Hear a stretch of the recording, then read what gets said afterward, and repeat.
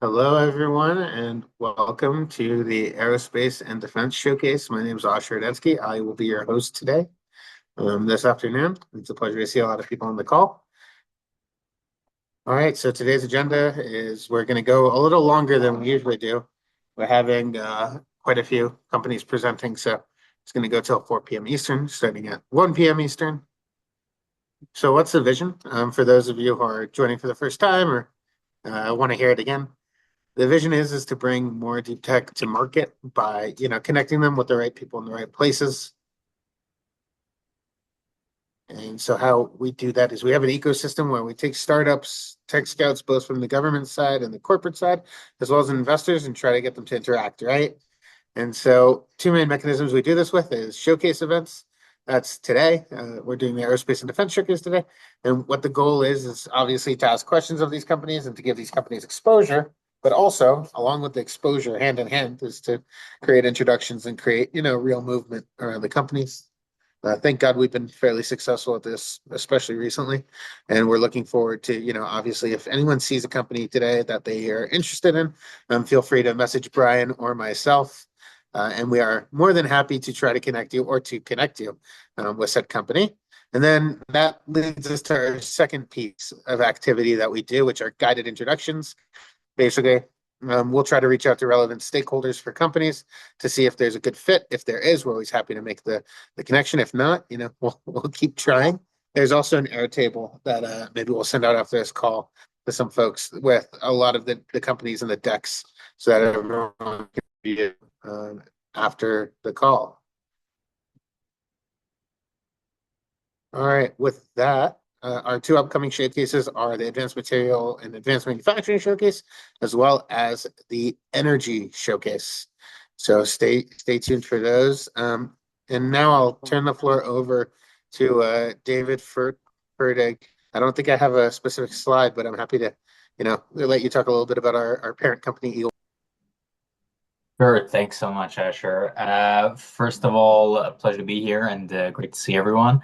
I'm David. I'm from Eagle Point Funding. We're the parent slash sister company. It's a close relationship of Deep Tech Showcase. And just in essence, everything that Deep Tech Showcase does enables us to do the great stuff that we do and vice versa. And I'll explain simply who we are. If anyone wants to talk about it afterwards, I'll leave my email in the comments, and anyone can send me an email, and then I'll hand it over back to Asher for regularly scheduled programming. Essentially, we are a business to government consultancy. Our job is to help companies that are developing new technology access various different grants, contract vehicles, funding programs, whatever else it might be, as well as network into the government and into various different government-oriented companies, programs, firms, etc., like many of which are represented here today. Yeah, I'm happy to get more into depth about that, but the gist is we help you get money from the government. I will, as I said, leave my email in the comments, and I'll hand it over back to you, Asher. Thank you. It has okay. We'll send out the slide. No relevant to that at the end. And if I'm a little choppy, I apologize. My internet bandwidth is rough today. But so we're going to start with, obviously, to be a little redundant, we're starting with session one. We're going to start with NovaCharge, Veritech, Codex, Quantum, SkyMapper, and Zenadrone, Next Gen, and Expanso, followed by session two with NK, Space Dock, Watt, Target Arm, and Legion Nucleus. And with that, what I'm going to do is I want to ask the panel to briefly introduce themselves. So we're going to go around the Zoom room. Let me just make sure that I have the right information in front of me so that I don't get anyone's names, titles, places wrong. But with that, why don't we start with Anthony? Do you want to go first? Sure, yeah, I can go first. Just Anthony Pickle. Absolutely. Sure, go for it. My name is Tony Piccolo. I work for ACC New Jersey, the Army Contracting Command of New Jersey, in the small business office. So any action that's coming out of either Picatinny Arsenal or Fort Dix, both our New Jersey locations, we have purview over. for the most part, our actions take place around the R&D realm. So a lot of weapons and ammunition contracts for Picatinny, and then we have a lot of HR and services contracts coming out of Fort Dix.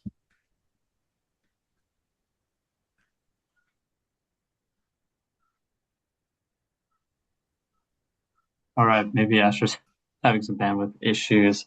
We could go next to Mike Telsey. Hey, good morning, good afternoon. My name is Mike Telside from Fortel Labs, a venture studio where I help founders go from ideation to growth stage. In my prior life, I was Air Force Space Force officer.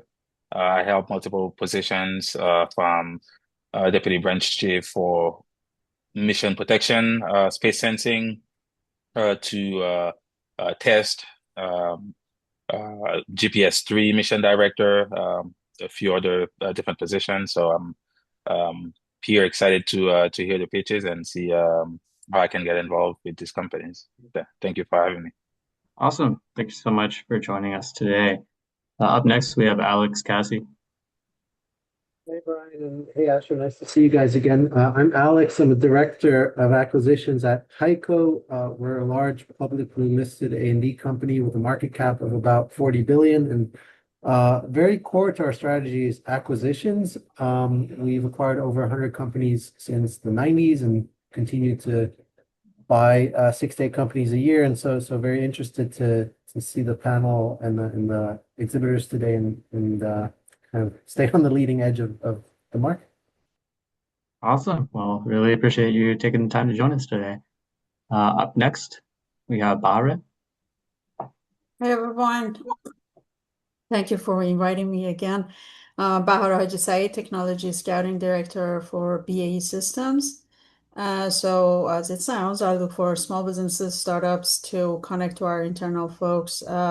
Of course, the related startups and small businesses, and match them with the right teams so we can work with them and integrate, hopefully, their systems and products within hours to get to our customers. Looking forward to the pitches today. Great, same here. Thanks for joining. Up next, we have Katie Person.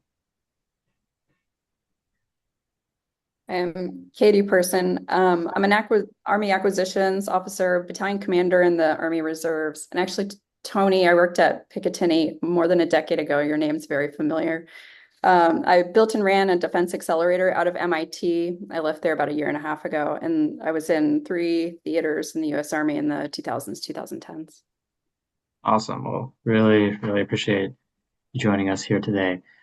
Up next, we have Marissa. Hi, good morning. I'm Marisa Alma McGinnis, and I'm in Silicon Valley, Burlingame. I'm really excited this week because I was able to get some SpaceX stock in the IPO. I've been trying to get it for 3 or 4 years now, so that was really great. And then I'm in several venture funds, and then my focus is obviously defense, space, and healthcare. Awesome. Well, thanks for joining us. And yeah, I remember you asking for the SpaceX. So I'm glad. Yeah, I'm really glad you got some finally. Up next, we have Utkarsh from Vertiv. Yeah, Utkarsh from Vertiv. I report to our CTO, and my job is hunt for new technologies which are related to data centers. And data center in the space is a new topic, so I'm interested in understanding what the pitches are today and how to align them with the data center industry. Awesome. Well, thank you so much for joining us today.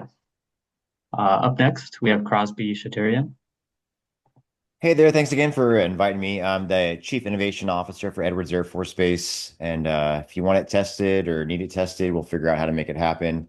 My role is to bring new ideas to the Air Force and see how we can either scale them or make them even better than they are. And and figure out how does it enhance the warfighter's capabilities. Great. Thanks so much for joining us here Yeah. today. Up next, we have Bill Waynick. Yeah, hey, good morning, good afternoon.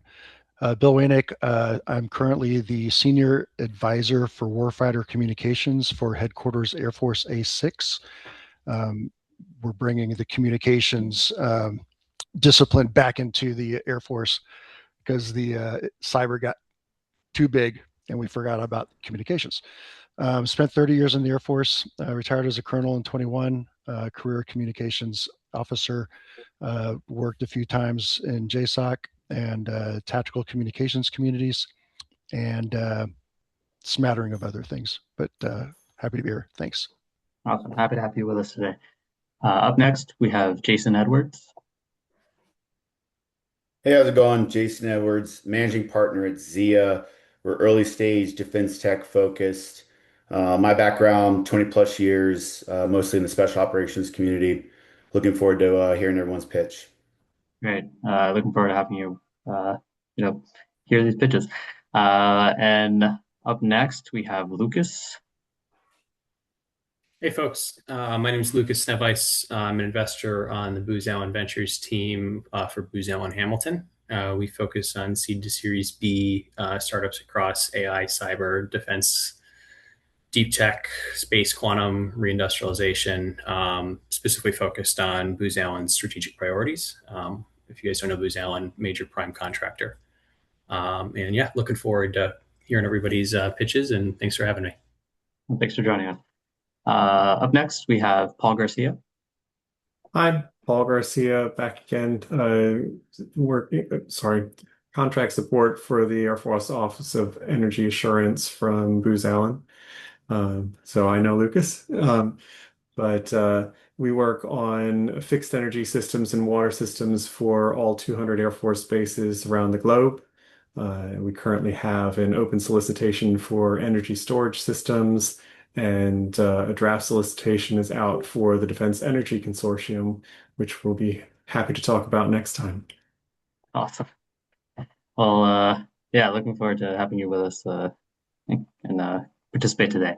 Well, I believe that might be it. If I forgot to mention any of the panelists, please forgive me and just write to me in the chat, and then we'll have you introduce yourself. Following the next pitch, just we have a lot of panelists here today, which is I guess a good problem to have. And with that, we'll move into our pitches. Just to remind everybody, the pitches involve 5-minute pitches from approximately 5-minute pitches from the companies, followed by about a 5-minute Q&A portion from the panelist. If you have any questions, the way that we would run the question portion is if you happen to have a question, just raise your virtual hand on Zoom. There should be a react button on the bottom part of your screen where your controls are. And there should be a hand raise option there. If you don't have an actual react button, you might have to click the more button, which has three dots until you get to an option that says react. And that's how you would raise your hand. And then we would call on you according to how you raise your hands, the order that you raise your hands. So with that out of the way, we'll move into our first pitch, which is Nova Charge. And we have Oscar here to present.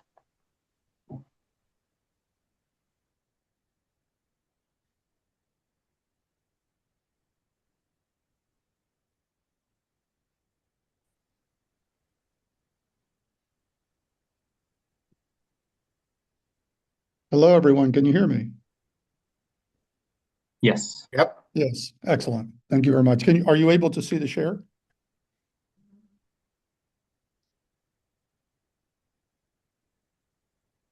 Hello, are you able to see the share? Yes. Yes. Yeah. Okay, very Yeah, good. we can. Very good. Thank you. Well, thank you very much for your time. I want to be very cognizant of the 5 minutes. I understand that there are plenty of pitches coming, and I appreciate very much being the very first one. I'm new to Eagle Point. We just formed our relationship. My personal background is I'm an engineer, started off at Motorola many, many years ago. I've been a telecommunications engineer for over 35 years. About 10 years ago, I got connected with electric vehicle charging because it is the confluence of communications plus IoT engagement with high voltage. So very interesting scenario. I represent NovaCharge. I'm the chairman and CEO of NovaCharge. I'm also the primary investor in the company. We were founded in 2008, and we're a pure play in subject matter expert in EV charging. That's how our customers know us. We are only operate B2B, lots of healthcare, and because we're based in Orlando, Florida, we have entertainment like NBC Universal, and that means the parks and resorts and a variety of other things, utilities, cities throughout mostly the East Coast of the United States. And our focus is on making resilient and reliable EV charging happen. We use software as a basis for this. So we connect to open standard hardware, even though we do curate hardware brands, both our own brand, which have products made for us, but we also have third-party brands, and third-party brands include Siemens and ABB and Alpitronic and a variety of different ones, Samsung, which we put into our portfolio. The products that we make under our own brand are level twos. These are the slower speed chargers that you might find in parking lots almost everywhere, or the superchargers or DC fast chargers we typically buy from someone else, and then we add as a part of an overall solution. So our focus is really making the hardware sing and dance the way drivers need for them to sing and dance, so that the vending machine operator can make money and the system can stay running, and the magic is really in the software. We employ software in different ways, probably beyond the scope of what this is today, where I can go into it, but it's all in the software. So part of our software is to enable folks to be able to effectively connect more automobiles than they have the power to connect.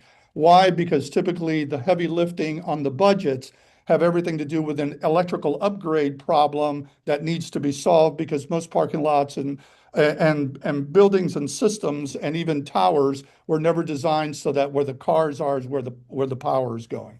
So in order to defer that to a future budget, we can allow the software to be able to balance all of the connections of the cars, and depending on who's connected and when and the state of their battery, et cetera, we can in essence balance everything so that the fleet is charged by morning, or in the case of the military, with the security fleets can have priority over the standard operational fleets. All of these things can be done because of the rules that we have within our software. Again, a little bit beyond the scope of 5 minutes, but I wanted to give you a sense of what that's all about.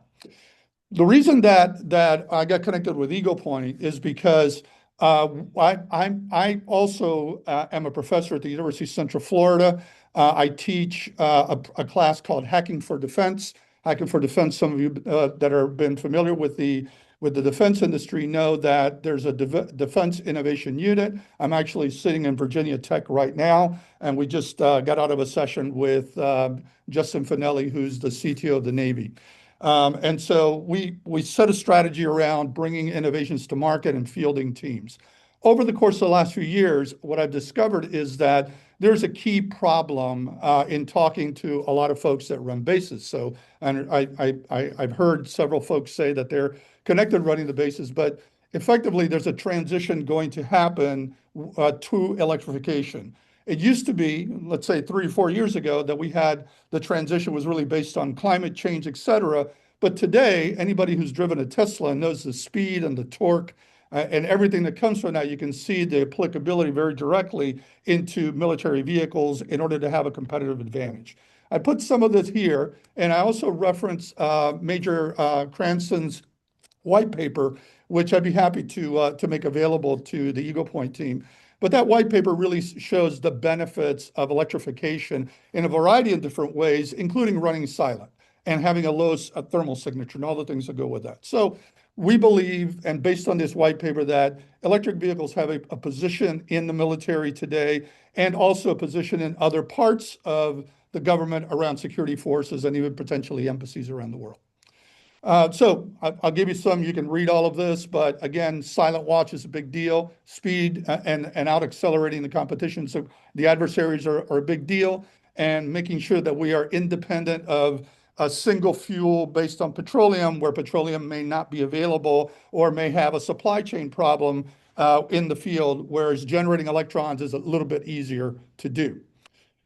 So what we found, however, is commercial off-the-shelf technologies is a great thing, a great way for us to leverage what's already happened in the commercial markets into the military. However, it does have some drawbacks. One thing that it does provide is for open standard hardware coming from different vendors. And today, thanks to the efforts of the last two administrations wanting to force Buy America, Built in America, a lot of the major brands that were international brands are now manufacturing in the United States, which is great. So hardware is available. However, the way the systems have been built around the open standard, which is a protocol called OCPP that communicates directly to the charging stations. There's typically a SaaS solution up in the cloud.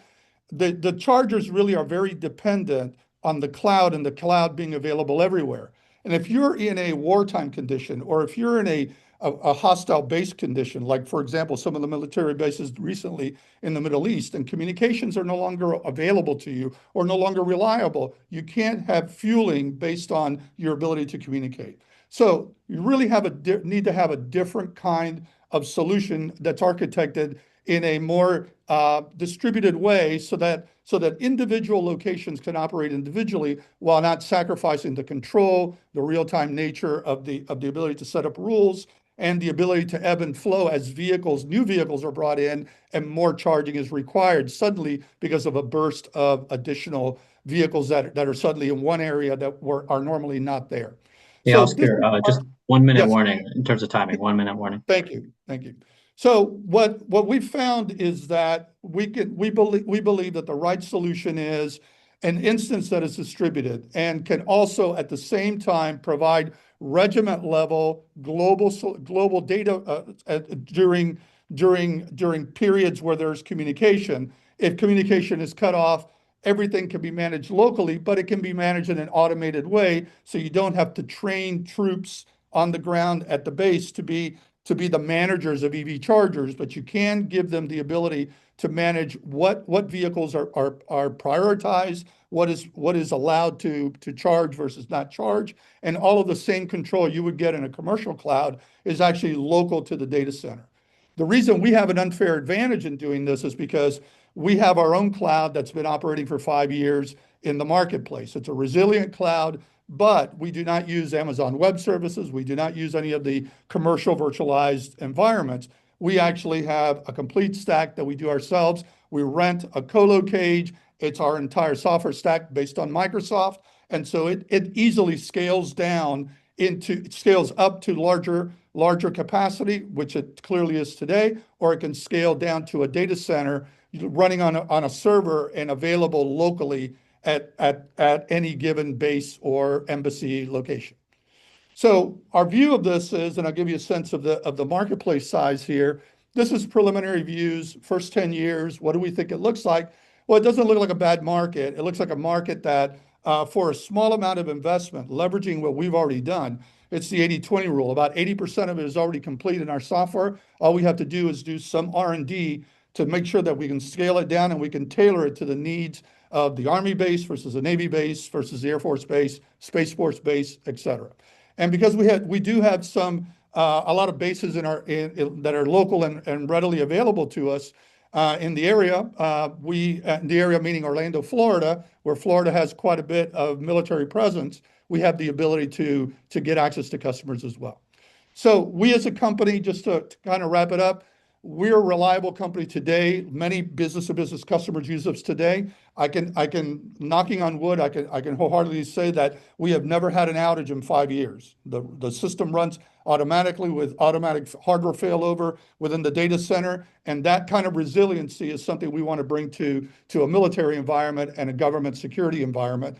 We're a profitable company. We're looking at profitable expansions, and for us, the government space is a space where in the past we've done work with NASA and the Veterans Administration, but we'd love to be able to now move into the Security Administration side of this. Our ask is, yep, and let me stop there. All right. Thank you, Oscar. So with that, we'll move into our questions, and we have one already from Paul. Sure. I- I'm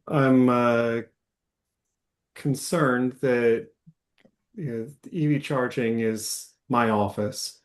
And more than a year ago, the Air Force canceled all EV purchases of $2 billion dollars and stopped all EV charging infrastructure from being implemented.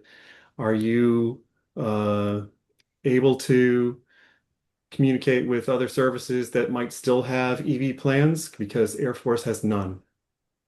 It's good to know that. Thank you for that. As I have been in communication with on folks on the Army side and really more on the EV vehicle side. The ability to run silent is a very important one, in addition to added torque for weight, per the weight, et cetera. So that's what I've heard about about the vehicles. So if vehicles are coming, charging would be necessary. A way to fuel them would be necessary. There is a focus on plug-in hybrids. So let me also say that, as opposed to pure battery electrics, right? So the plug-in hybrids will give maximum range. In addition to that, they also work well in very cold environments, where pure battery electrics are challenged in a cold environment, down to -10 degrees Fahrenheit, and you could lose as much as 30 to 40% of the battery capacity, right? In a pure battery electric. So the plug-in hybrids seem to be, I think, appropriately the right decision that seems to be coming. Again, I will defer to your advice because I believe that you have better insight than I do, but that's what I've heard so far.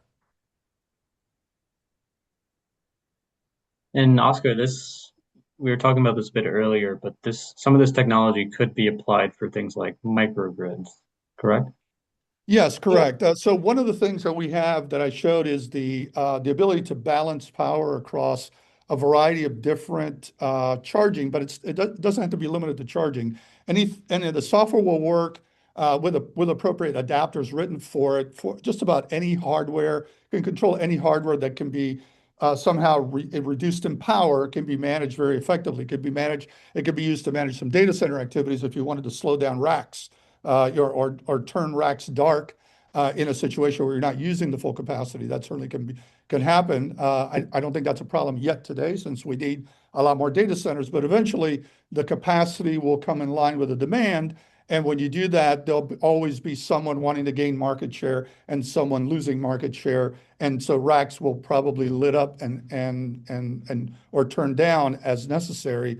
The software can do that. The other thing that we've done is we've done preliminary work now with batteries connected. So for resiliency, batteries connected to EV charging, and that's a calculus one problem. So in a situation where you have a small grid connection, so you don't have a lot of power coming in from the grid, you can put batteries in place. Let's say you have in a lot of parts of the United States, you have 208 service from the utilities instead of 480.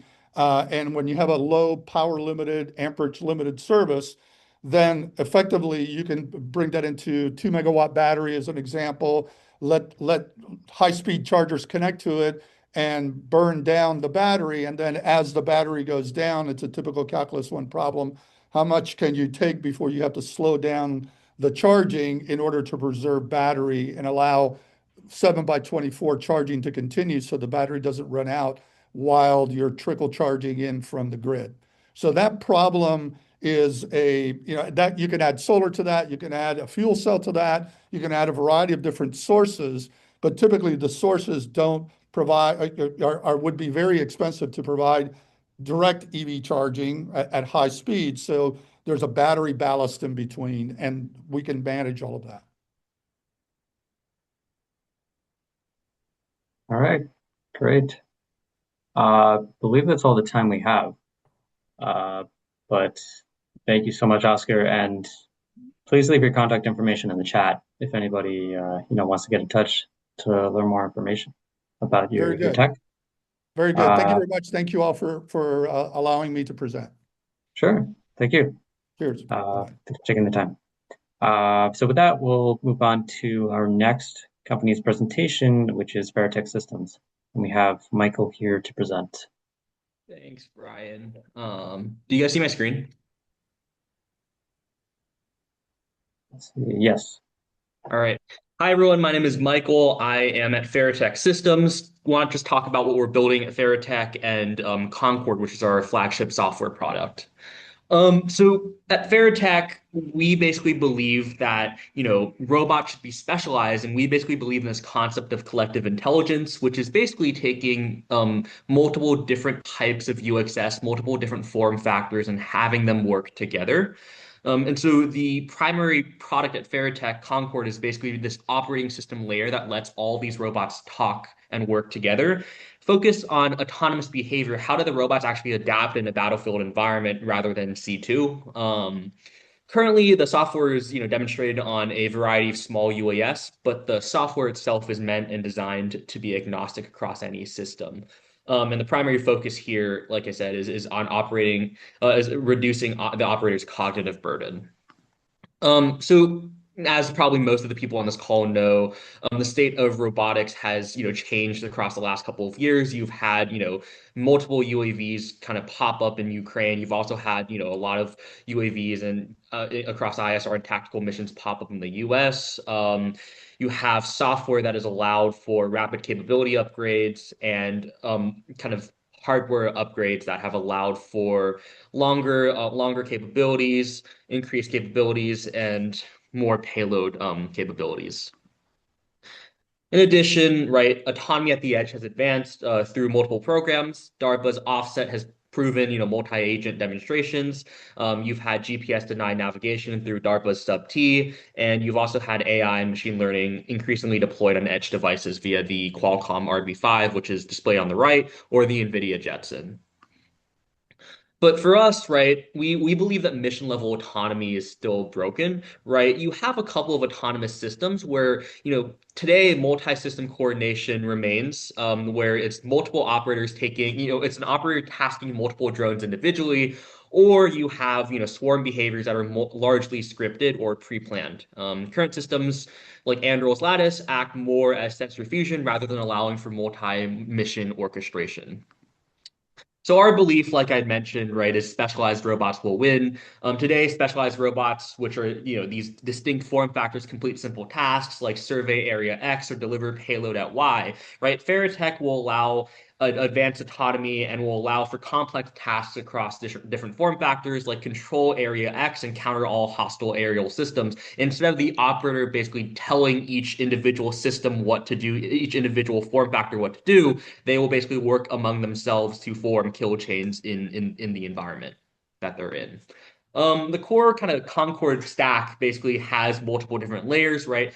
You have the human input layer where the human inputs kind of what mission success looks like, what the outcomes look like, and the robots will go out, split up the tasks among themselves, and try to understand the environment by analyzing vision feed. So they'll analyze the environment and basically determine what needs to happen as the environment constantly changes, right? As they analyze the environment, the robots will work among themselves to determine if there is an event and will collectively auction and make decisions based off of what they see in the environment. Like I said, there are three kind of core science kind of related algorithms that we use. The first is divide and conquer, right? How do we take that initial human intent and split it up among these robots instead of having the human orchestrate each robot? How do the robots take that general outcome that needs to happen and split it up among themselves? Auctioning and bidding. So how can we take, an event, right? How do we adapt to the environment? So when something happens in the environment, how do we take that event, that anomaly or mission objective, and basically split up among each other to adapt to that environment? The last thing is consensus, right? Given kind of the agent's shared situational awareness, right? When you are completing a mission where there's multiple subsets of a mission, how do the agents remain on the same page beyond individual observations?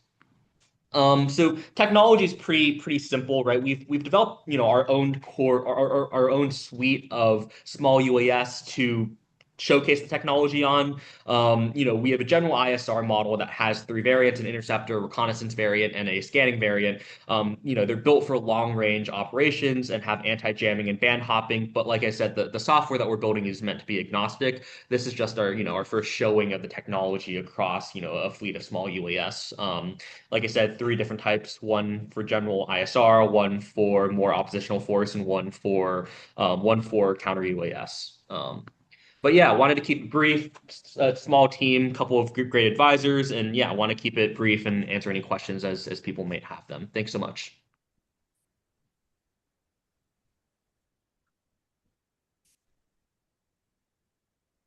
Awesome. Sorry, took a while to find my unmute button. Thank you. It was a great pitch. So yeah, opening the floor to questions. Raise your hand virtually if you have one, as Bara has. And yeah, Bara, take it away. Hi, Mark. Great presentation. Thank you. So you mentioned that the robots, I guess the UAVs, goes and analyze the environment.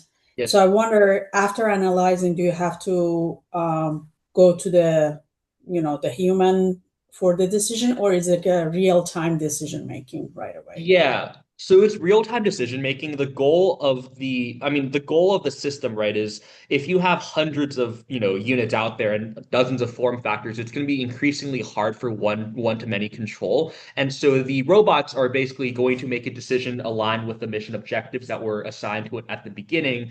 And to answer the question a little bit more, right, we care a lot about human on the loop. So we think about that as the human controlling maybe 20% or less of the decisions, right? Given that the human can step in at any time, but the decisions are being made in real time by the robots themselves. Thank you. Great. We have time for some more questions if anybody has any. I've got one. I can't figure out how to raise my hand. So do you have to, is it a hub and spoke, meaning there's a mothership that's doing majority of the compute? And if that mothership was to be taken out, what would happen to the other drones? And then the second part is, do you have to have connectivity to a server via C2 to process or analyze? That's a great question. So there, two great questions. The first is there are two ways that we do our software. The software is intended to work on a decentralized mesh, meaning that there is no leader. Now, in a condition, so it's distributed. The compute is distributed among all of the robots. Thus, we rely on having compute on all of the units, right? The second way that we do our software does work with a leader. And given, that some conditions might require a leader, that's a single point of failure to what you mentioned, right? So we have a leader reassignment software, which basically allows for, the leader to be reassigned as leaders, get shot down in, an environment.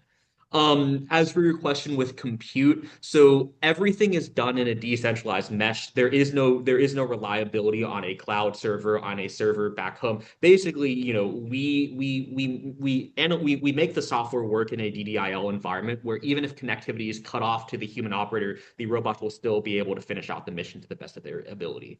And the reason why we do that is so that, you aren't relying on connectivity, which can be easily jammed. Okay, follow up. Do you have any traction with DOW? And then what's your TRL level right now? So the TRL was TRL. We're at TRL 6 to 7. We actually just were at an exercise last week at Camp Shelby in Mississippi. Have a couple, all of the technology was designed with a lab partner. So we have relationships with NRL, ARL, and AFRL. And so we're currently, doing a couple of exercises coming up. Have a couple of contracts that are going through legal right now. But yeah, we're intending for the software to be deployed in less than 120 days from now. Awesome. Thank you. Great. We do have time for one more question. And Michael, by the way, some people are asking for the email address. I know you posted in the chat to host some panelists, but some of these people are just audience members. So if you'd like to share it with them, just to do it to everyone. Yeah, time for one last question. If anybody has a quick question.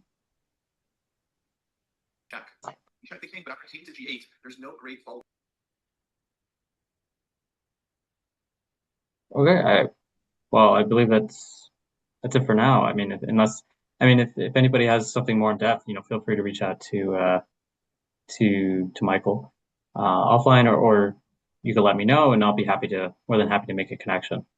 But thank you so much for that pitch. Yeah, thank you for the time. Thanks, everyone. Sure, thank you for taking the time.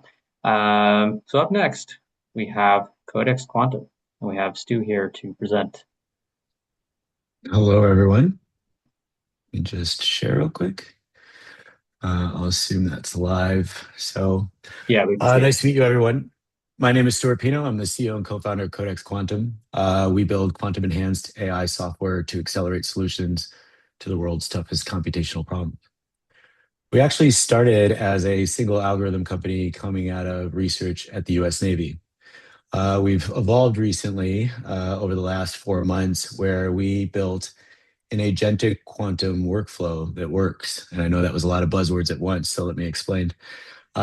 Basically, we benchmark current research, new results. That helps us design and discover novel algorithms, including the one that came out of our own research. We then can optimize that for application on today's real quantum hardware. And if you don't know this, not all qubits are created equal. So optimizing for the specific hardware that we're running on at that time. We then orchestrate that on a classic quantum workflow, and then benchmark that and feed that back into the learning loop here. This is the engine that helps us move very quickly on a variety of problems. But mostly we've been aimed at computational fluid dynamics, and I'll talk about that a little bit now. Essentially, we believe that the pace of modern threats is outrunning our ability to engineer solutions. These are design cycles that take weeks or months and cannot support a rapidly changing operational landscape. This isn't a talent problem. Our engineers are world-class. It's a compute problem. Classical simulation tools have hit a wall, and it results in suboptimal designs, longer timelines, and higher risk carried into later program phases that cost money and in some cases cost lives. And meanwhile, quantum computing capability is scaling rapidly, and it offers a fundamentally different approach to these bottlenecks. If you don't know, CFD simulates how air, water, and fuel move around a design. Everything that flies, drives, or sails gets shaped by it. But as I said, classical simulation takes a lot of time. But unfortunately, it might be slow and expensive, but it's largely unavoidable. One high fidelity run on a design could take 10 to 15 hours on a high performance computer. A full design campaign can take hundreds of thousands of runs. And so these design cycles end up taking months or years. So what engineers do to shorten this amount of time is they scope the design space down from 10,000 parameters to just 20 and end up optimizing for the wrong thing. What we can do when we bring in a quantum enhanced CFD solution is we're able to look at the full design, not just a narrow slice of it. We can look at 1,000 versions of it instead of just a dozen over the course of several months. And we can do this with no quantum expertise required. We're not looking to rip and replace the existing aerospace engineers' tooling, but give them a larger computational space. They can send their data to us. We can then run a solution and then give that back to them. And this means they don't have to learn an entirely new field of study to take advantage of the massive amount of compute that's coming online. What does this mean for your programs? Well, today teams are forced to pick a small number of designs and hope they pick the right ones. Here we allow them to explore the entire design space, let the data tell them where the most optimal solutions are, and get more performant designs with fewer surprises downstream, reducing uncertainty, hopefully reducing cost and time it takes, and evaluating their systems under realistic conditions. And obviously, as you know, we're talking about spaces where even 1% improvements across drag, fuel burn, thermal loss can compound into category-defining advantage and billions of dollars of improvement. But we're not just focused on CFD. Actually, it's a weird segue because I'm Frankenstein this into the pitch because we have something new that I wanted to share. But this is something called Cloak. What we're able to do as we see AI being adopted across defense is actually completely obfuscate the contents of data for analysis by an LLM or some other AI. And that data is now uniquely fingerprinted to the model that is actively being used by that unit or by that team or by that department. What that means is what you're seeing on the left is the original sensor data. And what this could be is trajectory. This particular thing is an unmanned underwater vehicle. It may be sending back something it's tracking. You can see the trajectory here that we have down in the bottom. And to anybody who intercepts the data that's sent, it's completely scrambled and uninterpretable by a human being or any other AI model.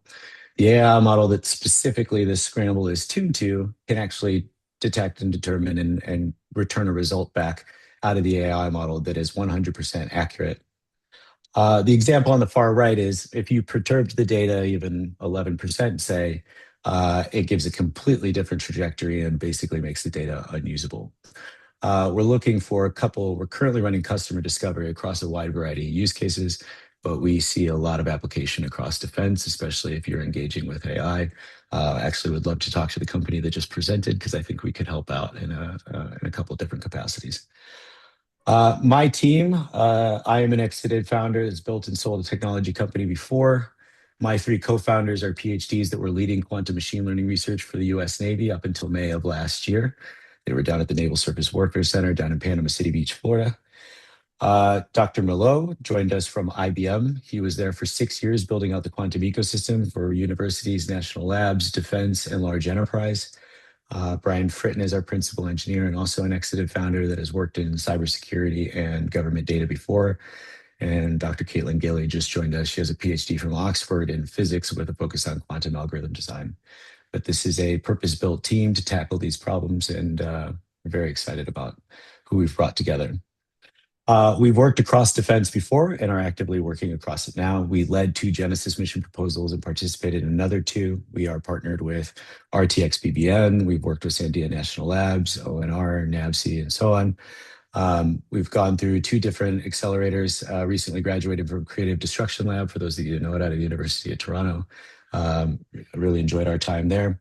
We've raised $1.5 million to date. $500,000 of that is from IBM, where we're one of only 7 quantum companies they've ever invested in. And I think one of only 2 early stage companies that they've believed in enough to make an early bet on. We're looking to get connected. We're not raising at the moment. We're looking for design partners and early pilots across a variety of our technologies, introductions into program offices that are aligned.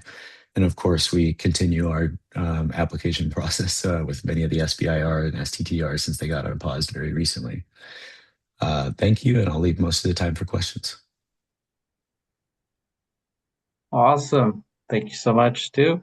So opening the floor to questions, once again, just raise your hand virtually. It's under the React button, or there's 3 dots for more, which will be the React button. So yeah, just opening floor. We have a question from someone in the audience, and just feel free to post in the chat if you do have a question or in the Q&A. But we also have one from Marisa. So you're using the IBM quantum computer? Yes. So all of our QML that we do is applicable across a number of different hardware modalities and qubit modalities. But yeah, primarily we've been running on IBM's quantum hardware. But we're about to release a paper with NVIDIA's quantum team and have been working a lot with CUDA-Q as well. Okay, thank you. I guess I'd jump into, I don't have any question, but I would like to know more a little bit about your cloak. Sure. Because what I have from Brian before he sent me your information, it was about the CFD, but this cloak thing, it's interesting. So if you can put your email so I can email you. Thank you. Happy to. Typing it out now.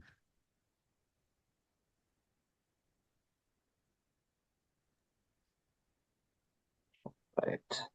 We do have time for another question if anybody has any. Oh, somebody from the audience asked if you could do CFD to say size and validate rocket fins.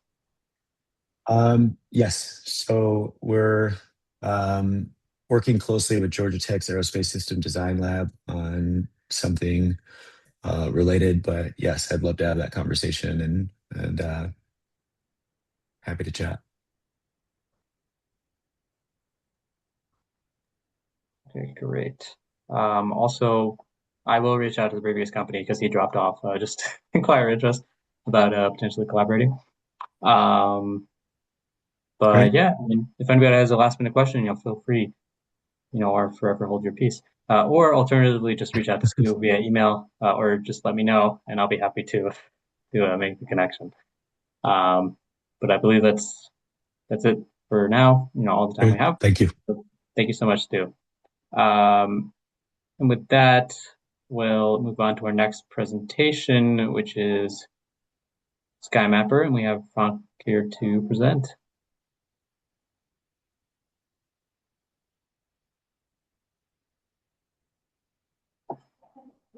Right.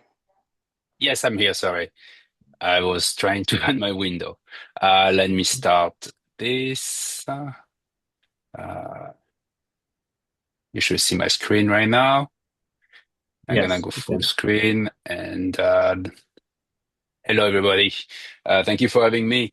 Yeah, my name is Frank Marchis. I'm a CEO and a co-founder of SkyMapper. So SkyMapper is a company dedicated to map all the sky all the time.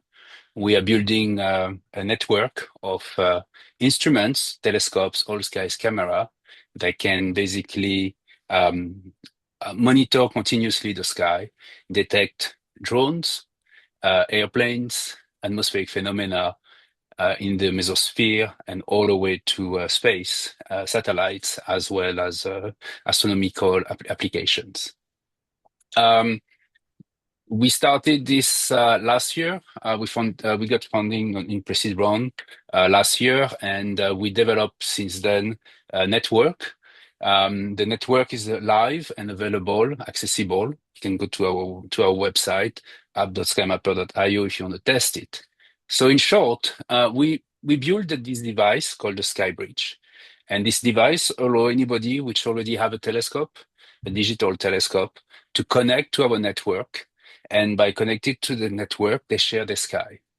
And by sharing the sky, what I mean by that is we can take control of the telescope to acquire observations for our customers, or we can make the telescope available to our customers. This allows us to grow very quickly. We have already around 70 telescopes connected today. We call them skykeepers. And those are distributed all around the world on several continents, as you can see from this map. We have already 900 users registered to our platform using our platform for scientific and astronomical applications. And we also have some customers for space situational awareness already. With this network, we can observe around 92% of satellites that already exist. The goal is to go from 60-ish telescopes connected today to 300 in 2 months and 1,000 by the end of the year. We are the centralized network, similarly to the previous talk you heard for drones, meaning that the compute is done on board using those devices. We're not dependent on the cloud services.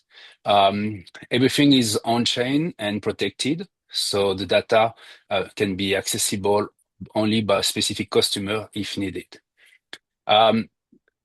When we're going to have 1,000 telescopes connected by the end of the year, we will be able to observe all the Starlink in 4 days, to give you an idea, and get a position of satellites to up to 10 meters in accuracy by combining observations. We're not doing only a network of telescopes. We are building an intelligent network, meaning that the compute is done on board this device using Edge AI, and we can also alert the network when some anomalies been detected, like a motion of a satellite or a satellite being visited by another satellite, for instance. All of this is done by the machine for a machine. We at the same time, we have been developing the telescope network. We are building now the All Sky network, which is more specifically dedicated to the surveillance of the atmospheric phenomena. So we talk about drones and aircraft in this case specifically. We have tested this and validated our technology very recently in March in Latvia. Using drone military scale drones tested in Ukraine.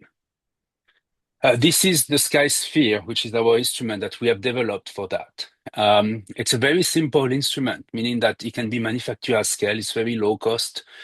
We're aiming here to less than $1,000 for the visible part and probably less than 5,000 for the infrared part.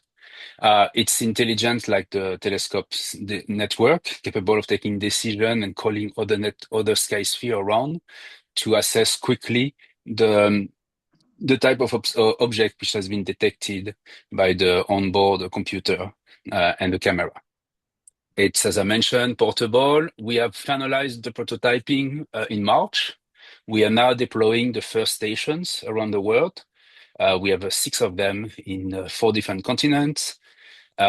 We have been testing it in different environments for different type of applications, specifically for drone detection in Latvia. And we are currently discussing with European countries to deploy this infrastructure around sensitive infrastructures. We have pre-sold already 140 of them that should be manufactured in Europe or in United States and ship in the next 6 months. So we envision to acquire quickly some contracts for this part of the project. We have shown already the capability of one SkySphere to detect drones at 350 meter, 20 centimeter drones I'm talking about here. So for Shahed drone, it will be significantly, we can detect, we believe, up to 1 kilometer. We are discussing contracts with sensitive infrastructure in Latvia, across the border as well of the Baltic countries, to deploy quickly a network so we can alert governmental agency over there when there is a drone invasion. We can protect an infrastructure of 7 kilometer diameter with around 40 stations. So this is extremely low cost, considering that each station costs typically $1,000. And we can generate real-time alert when the drone is being detected, and as well access to a video stream, so there can be a human confirmation of a detection. The market here is significant, as you probably know. In Europe, we have multiple drone invasions and issues coming from Ukraine and Russia. And we also have seen the use of drones to destabilize countries in the Middle East or attack sensitive infrastructure such as desalination plants or data centers. So this is a system that will basically detect at low cost drones before they can make damage around on these sensitive infrastructures. So we have now the platform, as I mentioned, so meaning that we have people using currently our platform, testing it. This is excellent for us because it helps us to test the robustness of the network, make sure that it can grow. For instance, with thousands of telescopes in the future and thousands of SkySphere stations. We are, for the next 6 months, focusing on acquiring customers, proof of concept, pilot demonstration as well around sensitive infrastructure in Europe and in the US. So that's our ask. In fact, we have now. So this is we are a US company, but we are developing. We are building. We are creating a subsidiaries company in Europe, one in Latvia because we have a lot of customers in the Baltics, potential customer in the Baltics, but also in Toulouse because we are in the program of Thales Alenia Space System. We part of the Catalyst program that provides us access to all the customers of Thales in avionics, but also in space. We have multiple MOU and LOI signed for showing an interest of our technology that we want now to convert into contracts. So we are doing a bridge round, which is kind of questionable, I know, but the reason we're doing this bridge round is because we want to also diversify our cap table. Our first investors were mostly investors in the Web3. So we want now to have investors as well in defense and space and new space industry. So we accelerate development for this part of for this industry. as well. We're closing our bridge round in end of July. These are the condition of the bridge round. We already have interest and we already have collected some funds, but we're open to have additional investors that could support our project in the future. Thank you. All right, thank you so much, Frank. So opening the floor to questions, raise your hand virtually if you have one. And looks like we have our first question from Mike. Yeah, Mike. Hi. Yeah, thank you for the presentation. Can you tell me more about your business model, the people accessing the platform versus the people uh, putting their asset into the platform? Okay. Yeah. So the people accessing the platform, we call them users. So they pay per hour, so per task on the platform. So for instance, in the case of telescopes, we have created and specifically a website for satellite space situational awareness. You open a wallet on our system. We validate who you are because we want our system to be used by NATO allies only. And you can then request observations using either our API in the future or our platform. And you collect the system take observation and generate orbits, for instance, in case of satellites, or can send you an alert if your satellite is close to another satellite. So that's the user side. For the skykeeper, the people who own the telescope and own the sky sphere, if you make your system accessible to our platform, we share some revenue with you. Typically 20% of the contracts is shared with the community. And this allows to grow quickly the network as well. All the transactions are done on chain using tokens.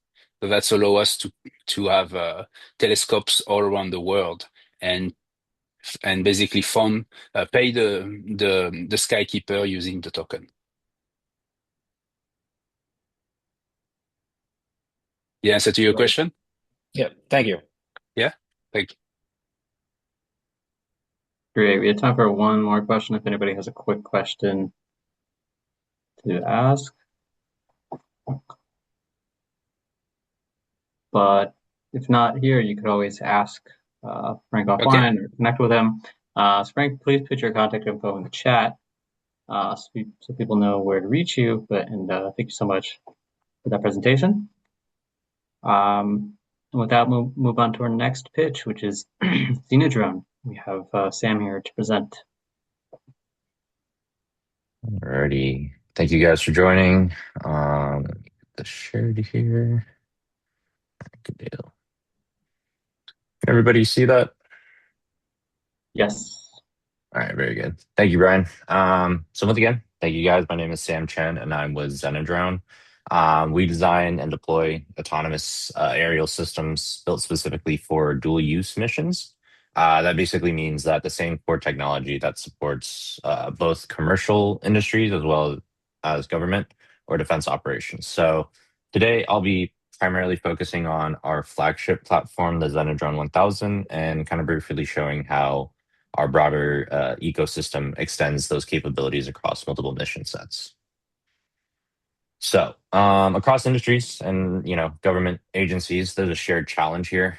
We recognize that they need persistent situational awareness, high quality data, and reliable autonomy. So often in environments that are remote, hazardous, or resource constrained. So human operated systems, as we all know, are pretty costly, risky, and inefficient.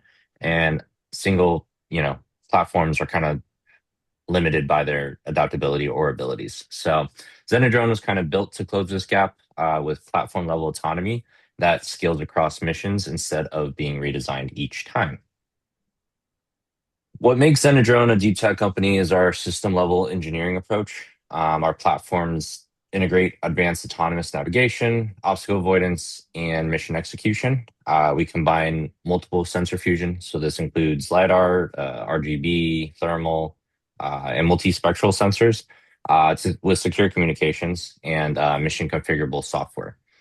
The result is not just the drone itself or drones, as I'll get into later, but a fully integrated autonomous system designed for endurance, redundancy, and kind of adaptability in real world operations.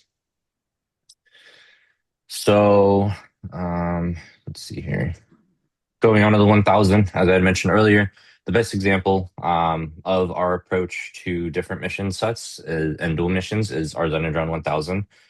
This is our heavy lift, long endurance autonomous UAV that's designed to support interchangeable payloads depending on mission needs. Fun fact about this drone, we actually won a SBIR Phase 1 with the Air Force for blood delivery to the battlefield. This drone is capable of operating in remote and hazardous and dynamic environments while delivering high precision data with minimal operator burden. This platform is engineered to support complex, high value missions where reliability and autonomy really matter the most. So the kind of the dual use applications here. In commercial environments, the Zenadrone 1000 is being used for infrastructure inspection, land surveying and mapping, agriculture. We actually are very active in that in Ireland, doing seed bombing and pesticide spraying, and general utilities monitoring.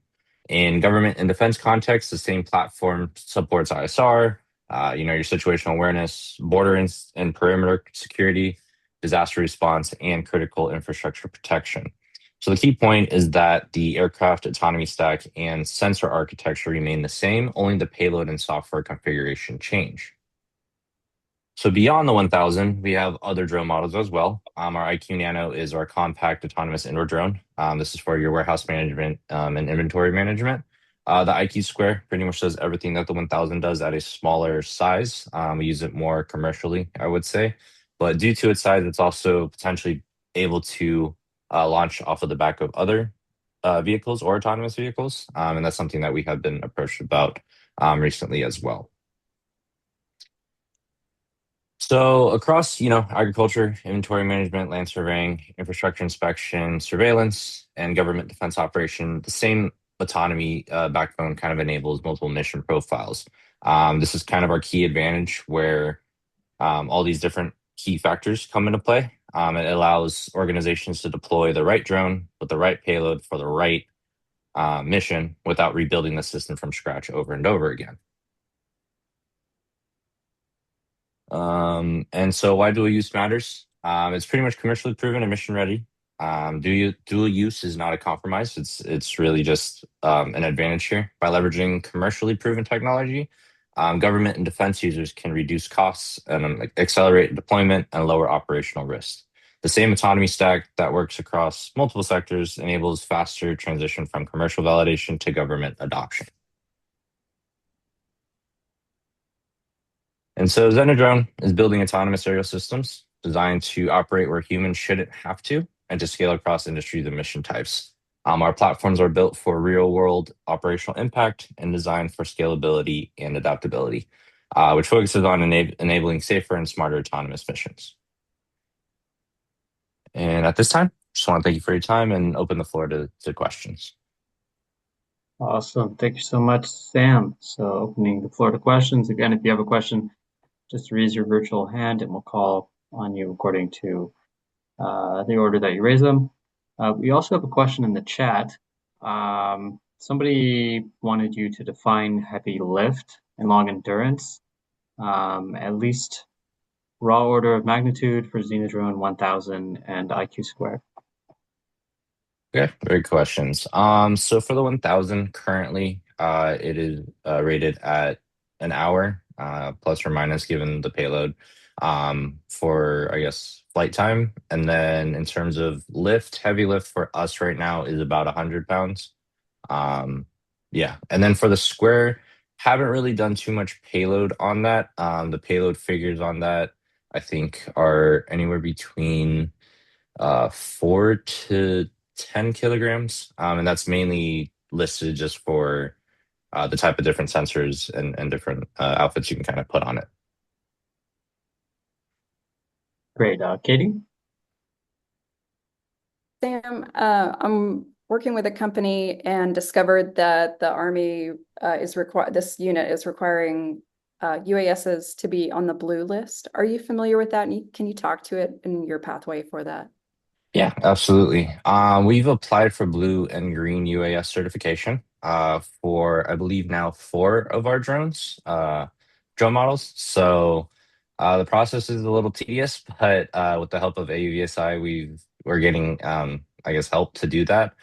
Basically, I think it's just testing and validating your parts and making sure that you're manufacturing in non-adversarial countries and you're also working with non-adversarial countries.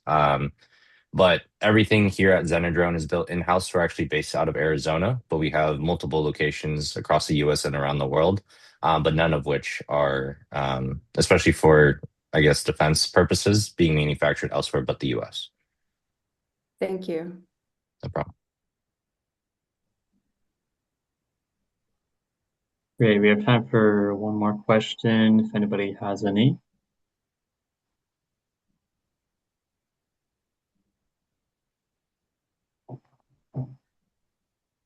Sam, just could you maybe speak a little bit more about, I know that maybe you've been speaking to a handful of people in the DoD.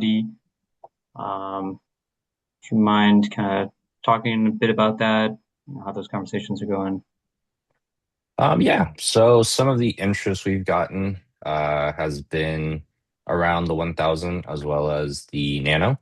So this is two front. One would be for payload, and on the Nano side, that was the most recent traction was for inventory management. So across the board, the problem that we're kind of hearing is that there's still no necessarily accurate way of managing inventory within the defense space. So um, the Nano has been of particular interest because of its ability to continuously provide live inventory and at a very high accuracy rate of about 99%.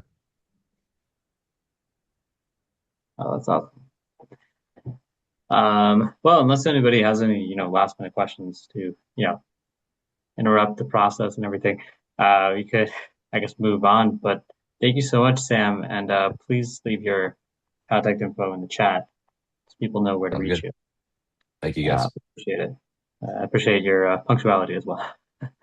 And with that, we'll move on to our next presentation, which is Nexogen. Hi, let me share my screen real quick. Sure.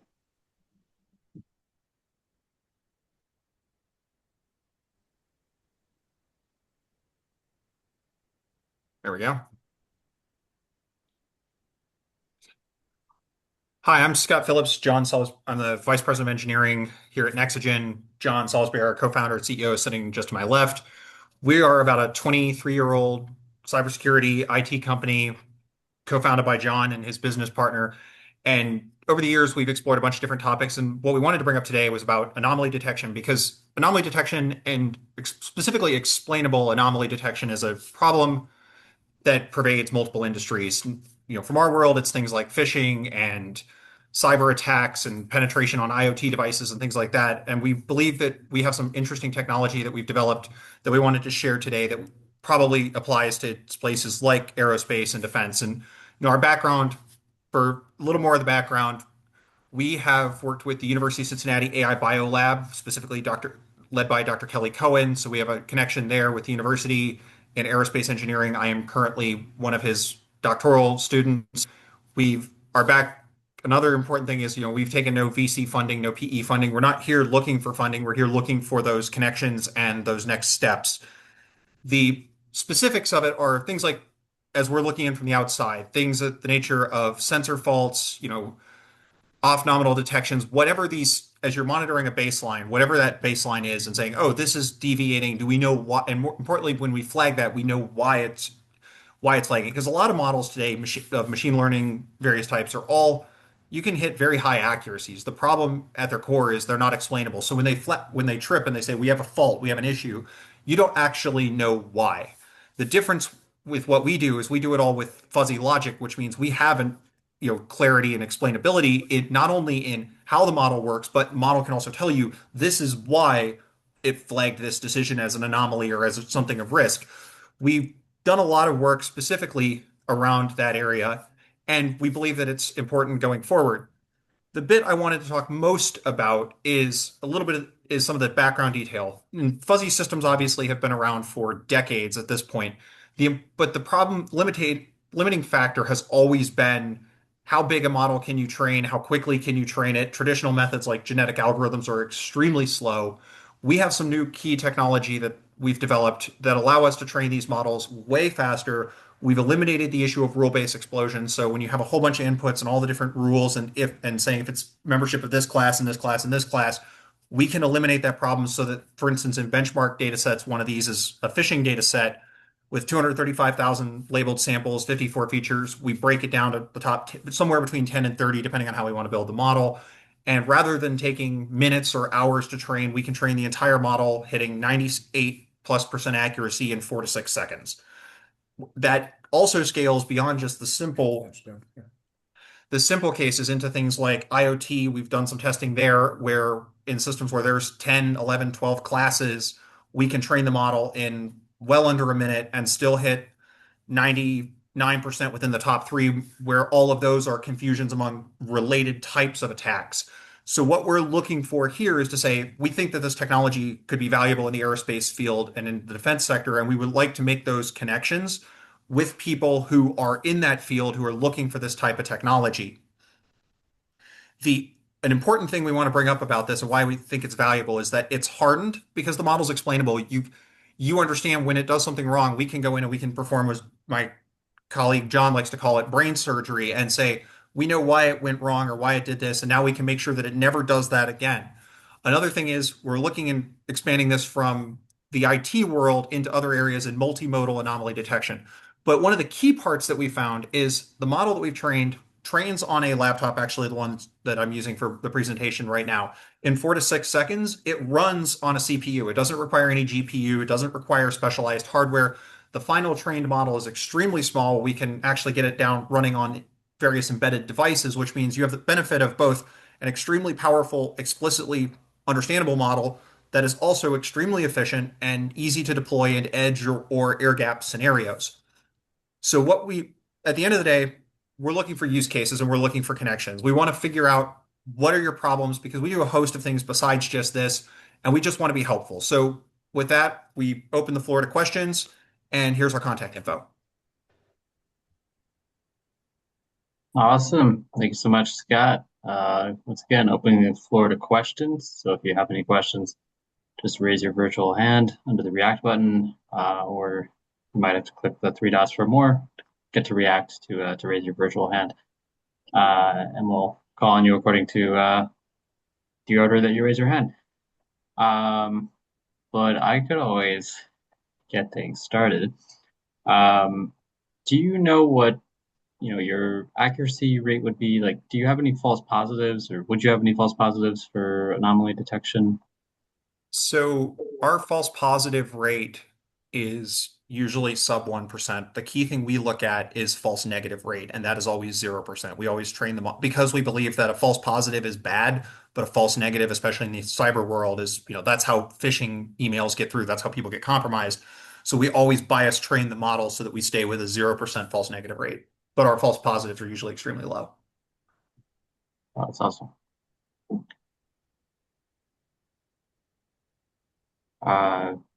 Anybody else has any questions, obviously happy to entertain that. But have you been having any conversations? I mean, not necessarily within government, although maybe a while ago, that could have been applicable, but just, within industry or anybody who, had some interest in learning some more about this? I mean, yeah, we just spoke with Mark Anderson's office, and that was an interaction that we're continuing to explore around critical infrastructure. And then we were looking at applying the same structure into simulated environments with signal extraction and then running robustness with these types of environments in a sort of like a gated scenario, so more complex, but that's use case dependent. That we also have the ability to do automated classification, cluster analysis to find value or anomaly detection on data sets we haven't seen before, which is sort of interesting. So a lot of this is like extremely technical. So there's people that are usually we're interacting with a technical group. We're trying to get more down into layer of more business use cases. It's easier with financial data. It's extremely well labeled, and then you can create automated decision making extremely fast. So that's definitely easy. So anything like that is we're able to route information extremely quickly at the edge, even in situations in explainable ways. And then we're able to spin up. I mean, if you can train a model in 4 seconds, we can actually train a model on the fly at the edge, spin up new functionality, and run it out in an explainable fashion. I don't think people really understand that. Typically, you're running. I mean, Google's bragging about taking it down to 3 months from 6 months on their training cycles on their large models. So this is very specific functionality. So micro optimizations. Awesome. We do have time for one more question if anybody has one. But if you are, thinking of something more complex, maybe you want to talk to the NextGen team offline. I'm posting our contact information in the chat. Yeah. Awesome. Quick question. On the comment you made about not looking for capital, I'm just curious as to why. So we're 23 years old. I founded the company. We have 15 companies we currently have. We've only taken capital on one, and we're able to. I guess capital raise would make sense at some point, but we're able to self-fund typically. Now there's certain projects we'll work with design partners. They'll come in as equity partners, but we're typically doing that on larger transactions in a custom manner. So a la carte. So if there's well, we're working with a couple groups that have done, larger round raises that we're interacting with, but Nexigen proper itself is not involved in that. So we spin up different entities for those types of things. Thanks. Great. By the way, Scott, just a technical point. I'm not sure if you respond to. I know somebody in the chat wanted to connect there in Cincy. They're from the audience. I already replied. Yeah, I don't know if you clicked on directly to them or just replied to host and panelists because they're in they would be in everyone. Oh, my bad. Yeah. Thank you, Brian. Sure. So with that, thank you so much, Nexigen team. Thank you guys. Really appreciate it. And yeah, we'll move on to our next pitch, which is Expanso. We have David here to present.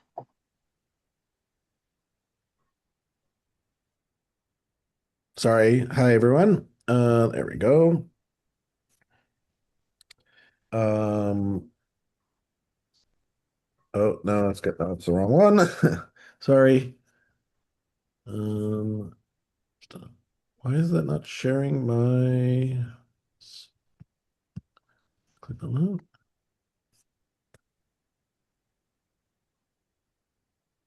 Can you see that? There we go. Yes. All right. Hi, everyone. I'm Dave Ronchek. I'm a co-founder of Expanso, and we're a distributed data platform that helps you manage and control your data wherever it is. What I like to say is that, this is the summary I always start people with and I finish with at the end. Most of the data that you're creating right now shouldn't move, or it costs too much. And by data, I mean literally everything. It could be all the way down to the smallest IoT data, all the way up to video. Simply the standard of moving it to a centralized data location oftentimes will have risk and other challenges. And yet, our data teams and our data engineers have said that this is basically the default. Just lift and shift it to your bronze tier, and then we'll deal with it. Expanso helps you by processing that data where you live.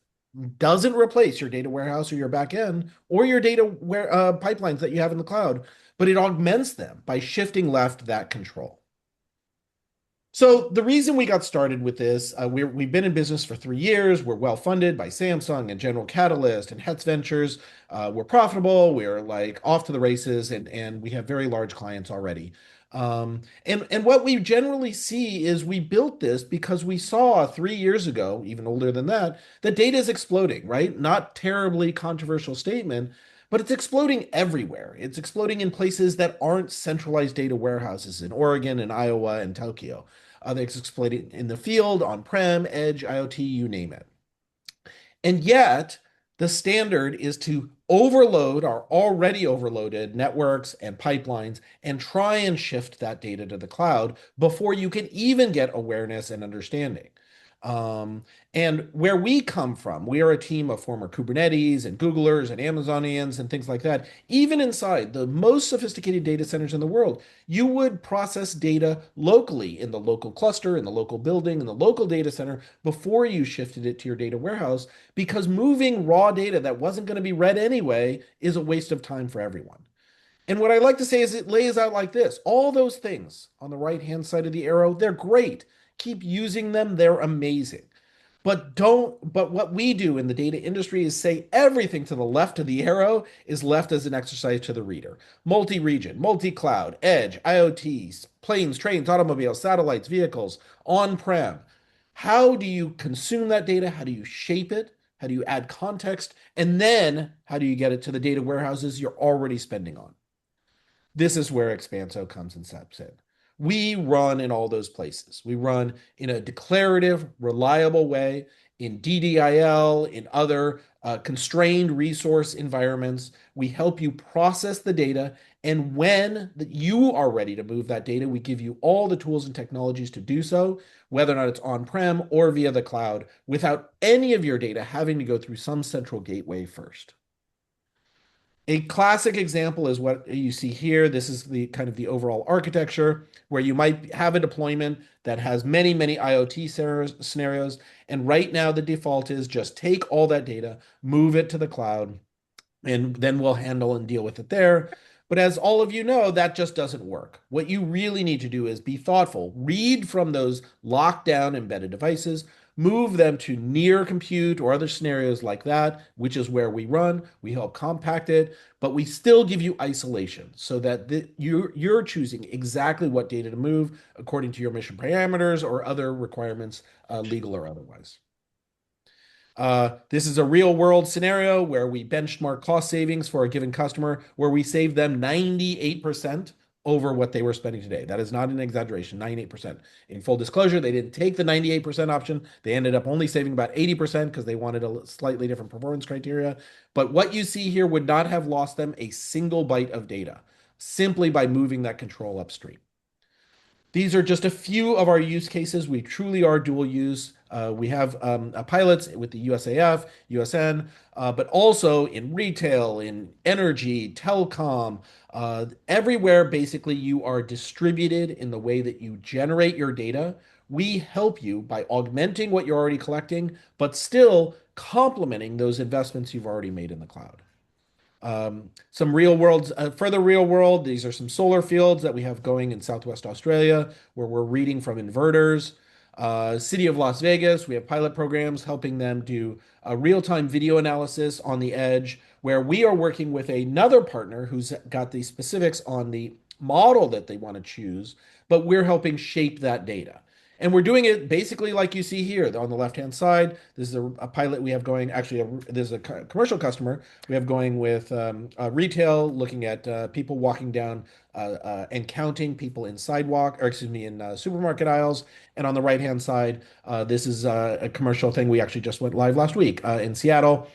This is the demo where we're moving boxes from one camera to another, where we're adding the images across both and counting up the number of boxes visibles in multiple cameras, which again, many devices can do one on their own. But when it comes to being smart across many, that's where things get challenging.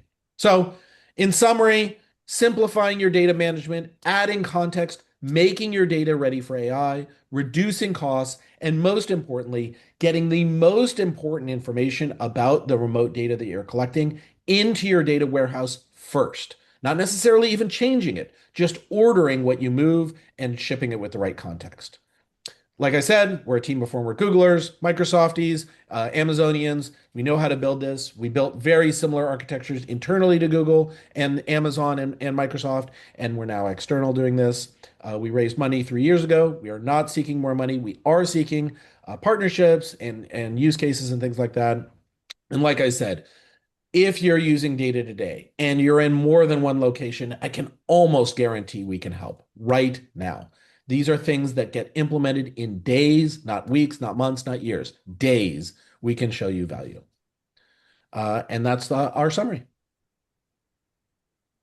Awesome. Thanks so much, David. So once again, opening the floor to questions. If you do have a question, again, just raise your hand virtually, and we'll call on you as you raise your virtual hand for building questions.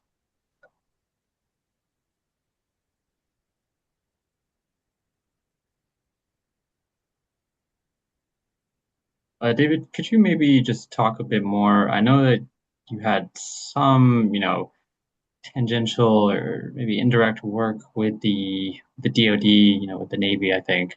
Could you maybe Absolutely. just, yeah. Absolutely. So we're in use in UUVs right now. They obviously want to be able to process engine data and sonar data real time, but then also when they get back to base, collecting that data and shaping it so that they're able to move mission important data first. With USAF, there we're deployed in bases on the C-130 system, not on the C-130 system, next to the C-130 system, where engine data generates generally about a gigabyte per flight hour.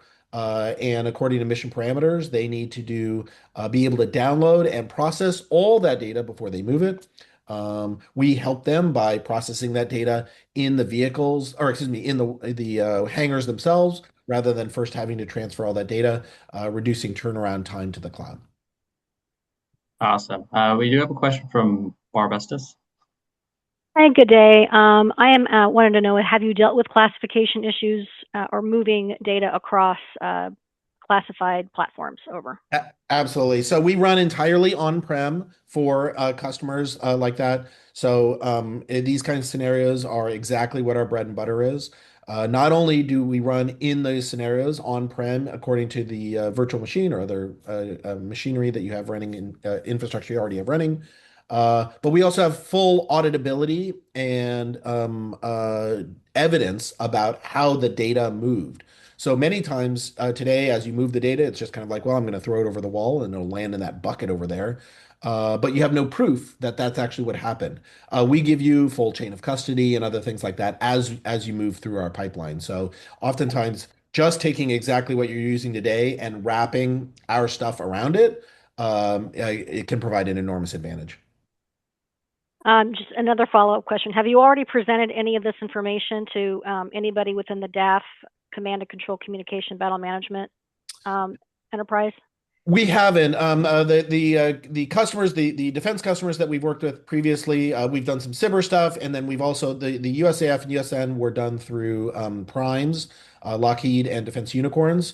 So we have very much been in support of those other areas. We would love to please connect with me afterwards. I would love to present. Yeah, I will be sending you an email, or you can Amazing. send me an email. I'll put my email in the chat window. Thank you. Amazing. Thank you so much. All right, awesome. We do have time for one more quick one if anybody has a question to get in there. But if not, David, I did see you preempted me. You put your contact info in the chat already. So again, if anybody wants to connect, just reach out to David for more information, or you could let me know and I'll be happy to make a connection.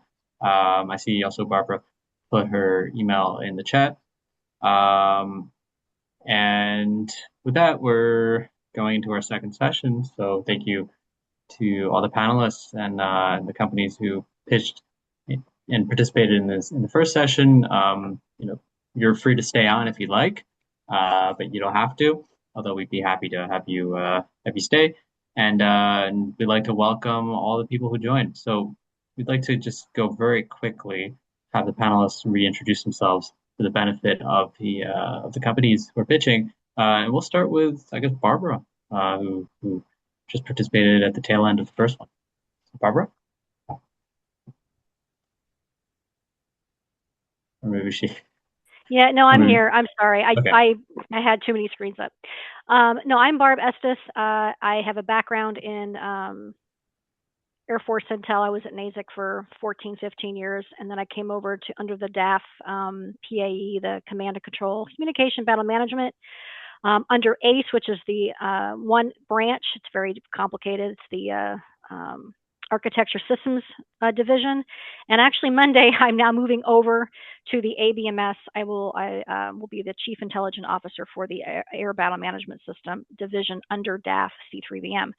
So I kind of straddle both of trying to figure out how to close the kill chain, and then what we're doing from a standpoint of making recommendations to do those activities, then to the acquisition arm, which is under ABMS. So it's kind of a huge portfolio of about 398, I think, programs fall under that. So we're looking for a lot of different capabilities. Our job isn't necessarily to fill all of them; it's to identify the gaps and then propose a way forward. But there are obviously a lot of people who are interested in figuring out how to fill those gaps, and that's why I'm interested in participating in this program. Thanks. Awesome. Thank you so much for joining us, and congrats on that new role. Best of luck as you step into that. And up next we have Marisa. Hi, I'm an investor, and I'm in a couple of venture funds, and my focus is healthcare, defense. Yeah, mainly healthcare and defense. And I'm located in Silicon Valley. Awesome. Well, thank you so much for being with us today. Up next, we have Angela. I hope I didn't mispronounce that. You almost got it right. So it's Angèle. But thank you so much for having me. So I'm Angèle. I work at a fund called Slow Ventures. So I'm also based in San Francisco.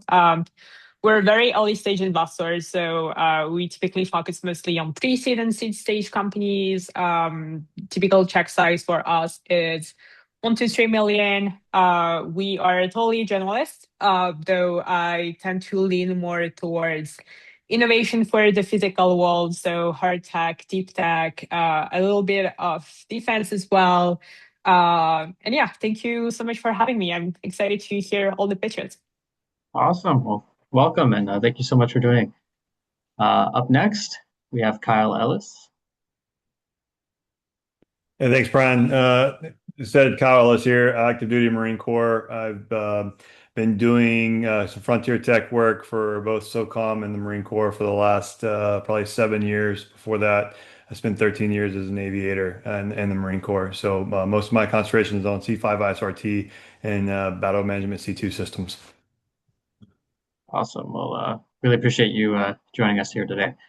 And up next, we have Carl Becker. Hey everyone, Carl. I'm also an investor at a fund called Schooner Capital. We're investing from an evergreen permanent capital base, meaning that we don't have the typical 10-year fund life cycle, which gives us a little bit more flexibility, especially on those frontier tech, deep tech investments. We focus on Series A-ish, typically anywhere between $3 to $10 million for initial checks. And yeah, we're a generalist fund, so we invest in everything from healthcare to energy, aerospace, defense, software, AI, the whole plethora.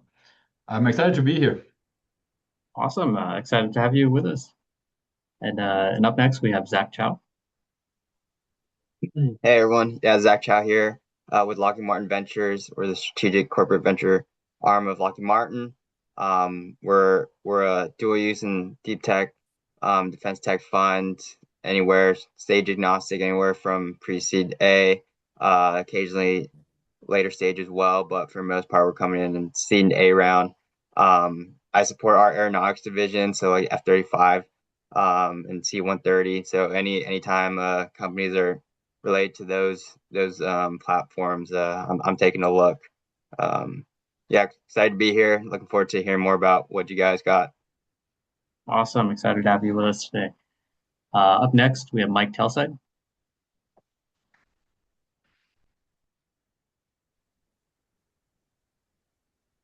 Hello, Mike Telside here from Forte Labs venture studio in Long Beach, California, where I help startup go from ideation through growth stage. From on my past life, I used to be Air Force and Space Force officer, where I held multiple positions from a deputy branch chief for mission protection for space sensing, GPS-3, um, mission director, and a host of other positions. So I was supposed to be in the first one. I was just hanging around for a little bit to hear the second session. So, all right, thank you. Awesome. Well, thank you so much for staying with us. Up next, we have Lucas.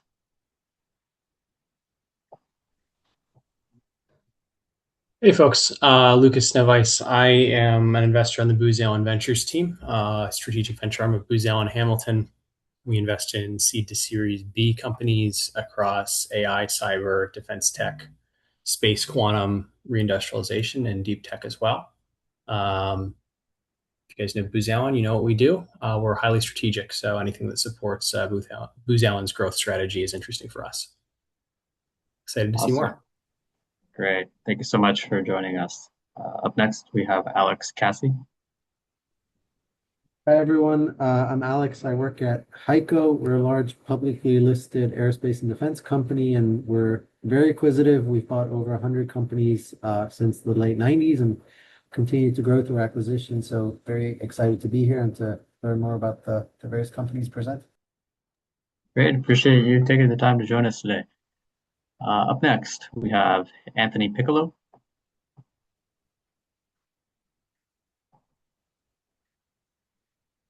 Maybe he is away from the screen for the time being or having trouble getting a mute button. So in the meantime, we'll move on to Crosby Shatarian.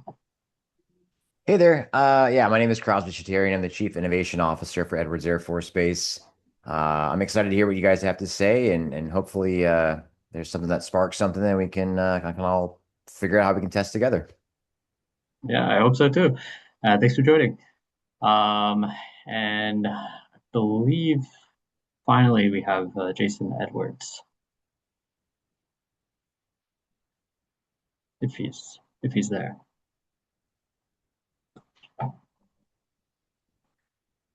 Or not.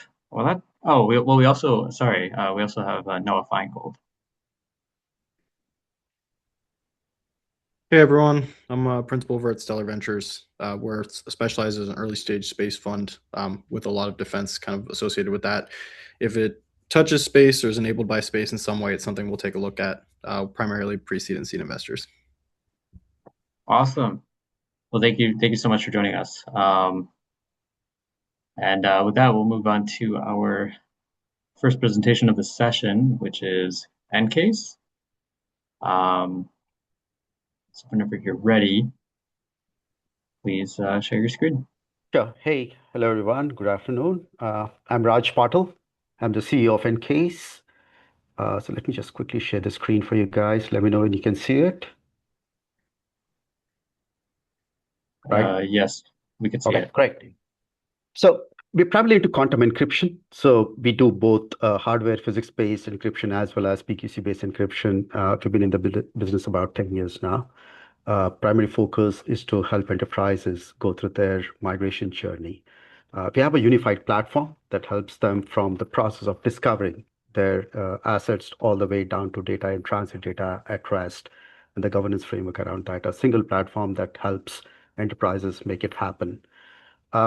Right now, you saw the EO come out yesterday about the entire defense and the enterprises, not enterprises, mostly the government agencies requiring to start accelerating their quantum encryption space. So that's very, very timely and helpful. Our primary area of focus is BFSI, critical infrastructure, healthcare, and defense. So we've already raised about $2.6 million in seed capital. We're looking to raise the next series for about $10 million. Looking for folks who are interested in investing in deep tech quantum encryption space, as well as partnerships with companies that can help us integrate our offering. Given the time frame, they're potentially looking between 2030 to finish everything. So I think there's a lot of need and opportunity for things to be accelerated. I'll just have a few slides to walk through real quick in terms of the sizing of the opportunity. It's quite big. We did a both bottom-up and top-down approach to it. So you're looking at a significant investments coming into this in the next 5 years for making things happen. Everybody knows this. We are looking at three threats. There's a quantum threat, there's an immediate threat from harvest now decrypt later, and there's also compliance that we are getting into a situation where 140-2 is ending. A lot of requirements are coming down the pipe, and every enterprise on the planet will have to comply with that. So it's a classic three-body problem where you have to go down this path. Unfortunately, the timelines are something that cannot be moved, and hopefully they don't come before 2029. So there was a study that was submitted to SEC a year back about the cost of doing it now versus doing it later, and significantly it goes up simply because of the risk you're exposed to and also the capabilities that would become very, very difficult. There's not enough manpower on the planet to really accelerate this in the last 2 years if you're taking 2030 as a deadline for quantum computers to become available and the Q day to happen. So a lot of opportunity there for companies and enterprises to start early rather than wait and do it later. So this was again top down. So you're looking at a 22.5, give or take, $1 billion market opportunity in the next 5 to 6 years for enterprises having to spend to ensure they are quantum safe. The way we go about doing this is we have a full stack quantum safe platform that combines both software and hardware to provide a single unified approach to all the enterprises in their journey. We have centralized crypto control, a place where you could implement crypto agility. You do not have to go down to every single device out there to replace encryption when you make that transition happen. We have a layer where it abstracts everything out. We do out-of-band key generation for our quantum keys. And the hardware is kind of integrated as an option, whether you want to opt it for or not. So these are the 4 domains that we are focused on: critical infrastructure, banking, financial services, healthcare, defense, and government. We're also working very closely with SIs out there and managed service providers in our go-to-market strategy. Selling directly to the end clients, enterprises would be relatively hard given the time frame. So we're definitely we're going to market with the SIs. So that's what we're looking at in terms of the revenues for this year. And as I said earlier, we raised $2.6 million already, looking to raise 10 million and grow from there. I'll pause there for any questions. Awesome. Thank you so much. If you have any questions, just click the React button for raising your hand virtually. The React button should be on the bottom near your control panel. And if you don't see it, it might be under more. There's 3 dots there. With more, you might have to select something called React for raising your virtual hand, and then we'll call on you according to the order that you raise your hands. So, would you just talk a bit more about how you? Oh, well, actually, never mind about my question. We could keep that on hold for now. We'll let Carl take it away. Yeah, no, thanks for the presentation. I had a question, like multiple questions actually, around it. So most of the encryption you're doing, let me rephrase like that. First of all, can you explain across different levels a little bit more in detail what you're doing and why you think that's very differentiated to other PQC companies out there? That's the first question. And the second question is more technical, is around the data. Is it mostly for stored data, data in transit? How are you thinking about that whole topic?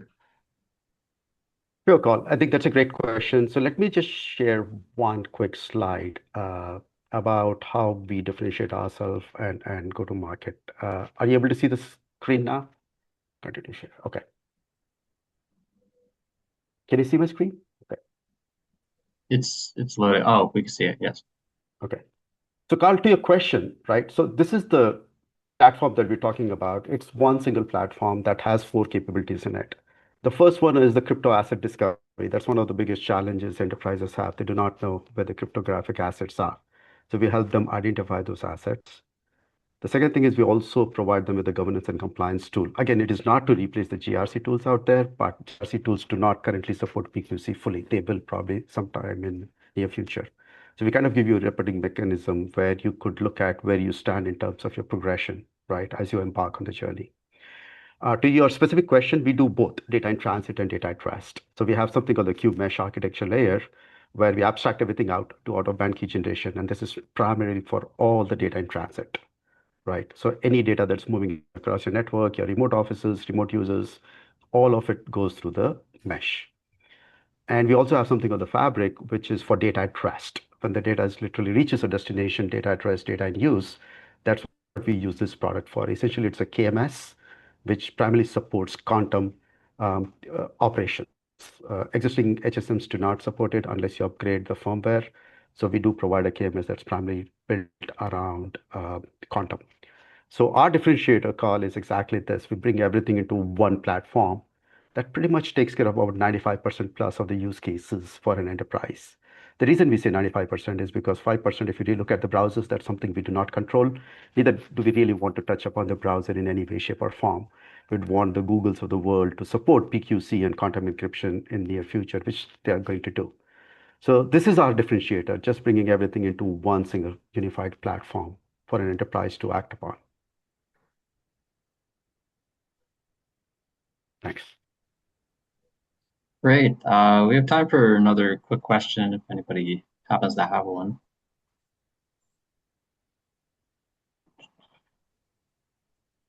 But if not, or if you have a long question and want to get in touch with Rajesh, yeah. Oh, never mind. I guess. So we have a question from Barbara. Yeah, so I don't use Zoom very often, you can tell. Sorry, we use Teams, so I'm like trying to find the buttonology here. I am very interested. This is not my wheelhouse. However, we talk about this across our enterprise within our thing. Can you please contact me? Also, can you please link in with me, and I will make sure that you are exposed to all of the calendars for the industry days that my DAF C3BM puts on. I think they do at least 2 or 3 a year. And those are the people that you really want to make sure that you're reaching out to. They go to those, the higher, the DV sort of personnel at the higher division that are looking at the containerized division, doing the IT infrastructure, all the words that I really don't know, and they kind of just float over my head. But they're the ones that are figuring out how to get all these things connected together and what has to happen to make sure all of that information is kept verified and secure. But those are the people that I need to connect you with. Over. Definitely will do that, Barbara. Thank you so much. I'll reach out to you and we'll get connected. Awesome. I believe Owen Meyer had raised his hand back when he was an audience member. Would you mind just briefly introducing yourself and then asking the question if you still have it? Sure, happy to. So I'm Owen Meyer. I'm the CEO and managing partner of Meyer Global Management. It is basically a parent structure for a venture capital firm as well as a hedge fund that also does, early stage investments. I've been doing this for about 10 years, and we focus primarily on US-based companies and really looking at early stages from Series A all the way to pre-IPO. And we are usually doing a mandate of between 5 to 10 companies that we invest in on a yearly basis. So deep tech, space, technology, hardware is something that is primarily part of our key mandate going forward. And of course, that's probably going to change once more things develop, such as quantum and things like that. So looking forward to learning more and seeing more opportunities from various startups. And my question was, I may have misheard, but I was just kind of curious, what is the current size of your entire team? I may have missed that. Is it 120 person team of scientists and engineers? Yeah, so it's a cross-functional team. Owen, it is about 120 people, everything from R&D to building out mechanical, electrical, physicists, all of it. So we do a lot of quantum hardware as well as software. So that's the size of the team. Right. And just out of curiosity, what was the total amount of capital you've raised so far as of today? So in US, we've raised about 2.6 million in seed capital. We are looking to raise the next round. Yeah, one of my key criteria is I was kind of curious for 120 people, and given the current seed raise, was there any other funding or in terms of compensating for such a large team? So yes, the origins of the company are back in India. We started the company, we raised about $45 million, but this particular entity is based out of US. We have licensed all the IP. Um, the the thought process is there's not enough time to do all of it globally. So the C Corp that's been incorporated already in US takes care of commercializing the product in Americas, North and South America. So that's the reason, that's why the number is low. Okay. No, that makes perfect sense. Okay, thank you. Thank you. Awesome. So that's all the time we have so far, but just you did put your contact info on the chat. So sure. Again, if anybody's interested in reaching out to him, feel free, or you can let me know that you'd like to connect, and I'll be happy to make the connection. With that, we'll move on to our next presentation, which is Space Dock. And we have Stan here to present. And Brian, thank you. Yes, let me share the screen.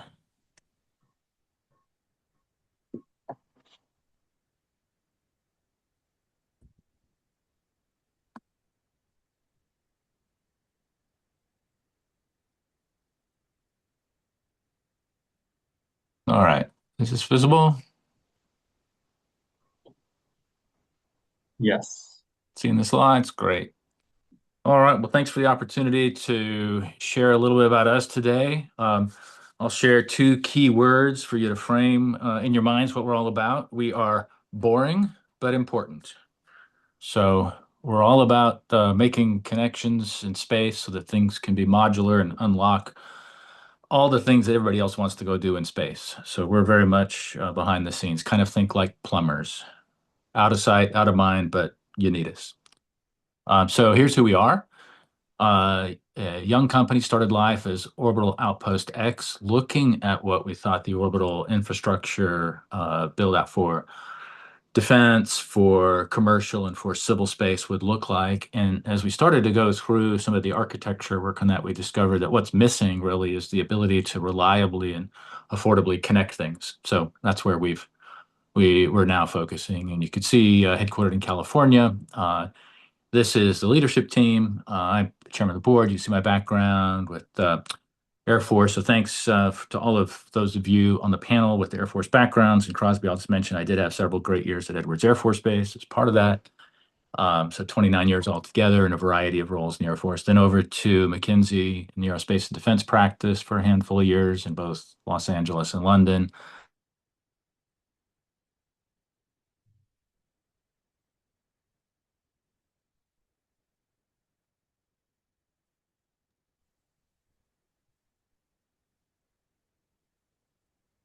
And then 29 years with been along the journey with the about what they're bringing, and along as the founder with a strong background from European Space Agency and Spain, developing space hardware and being a space investor.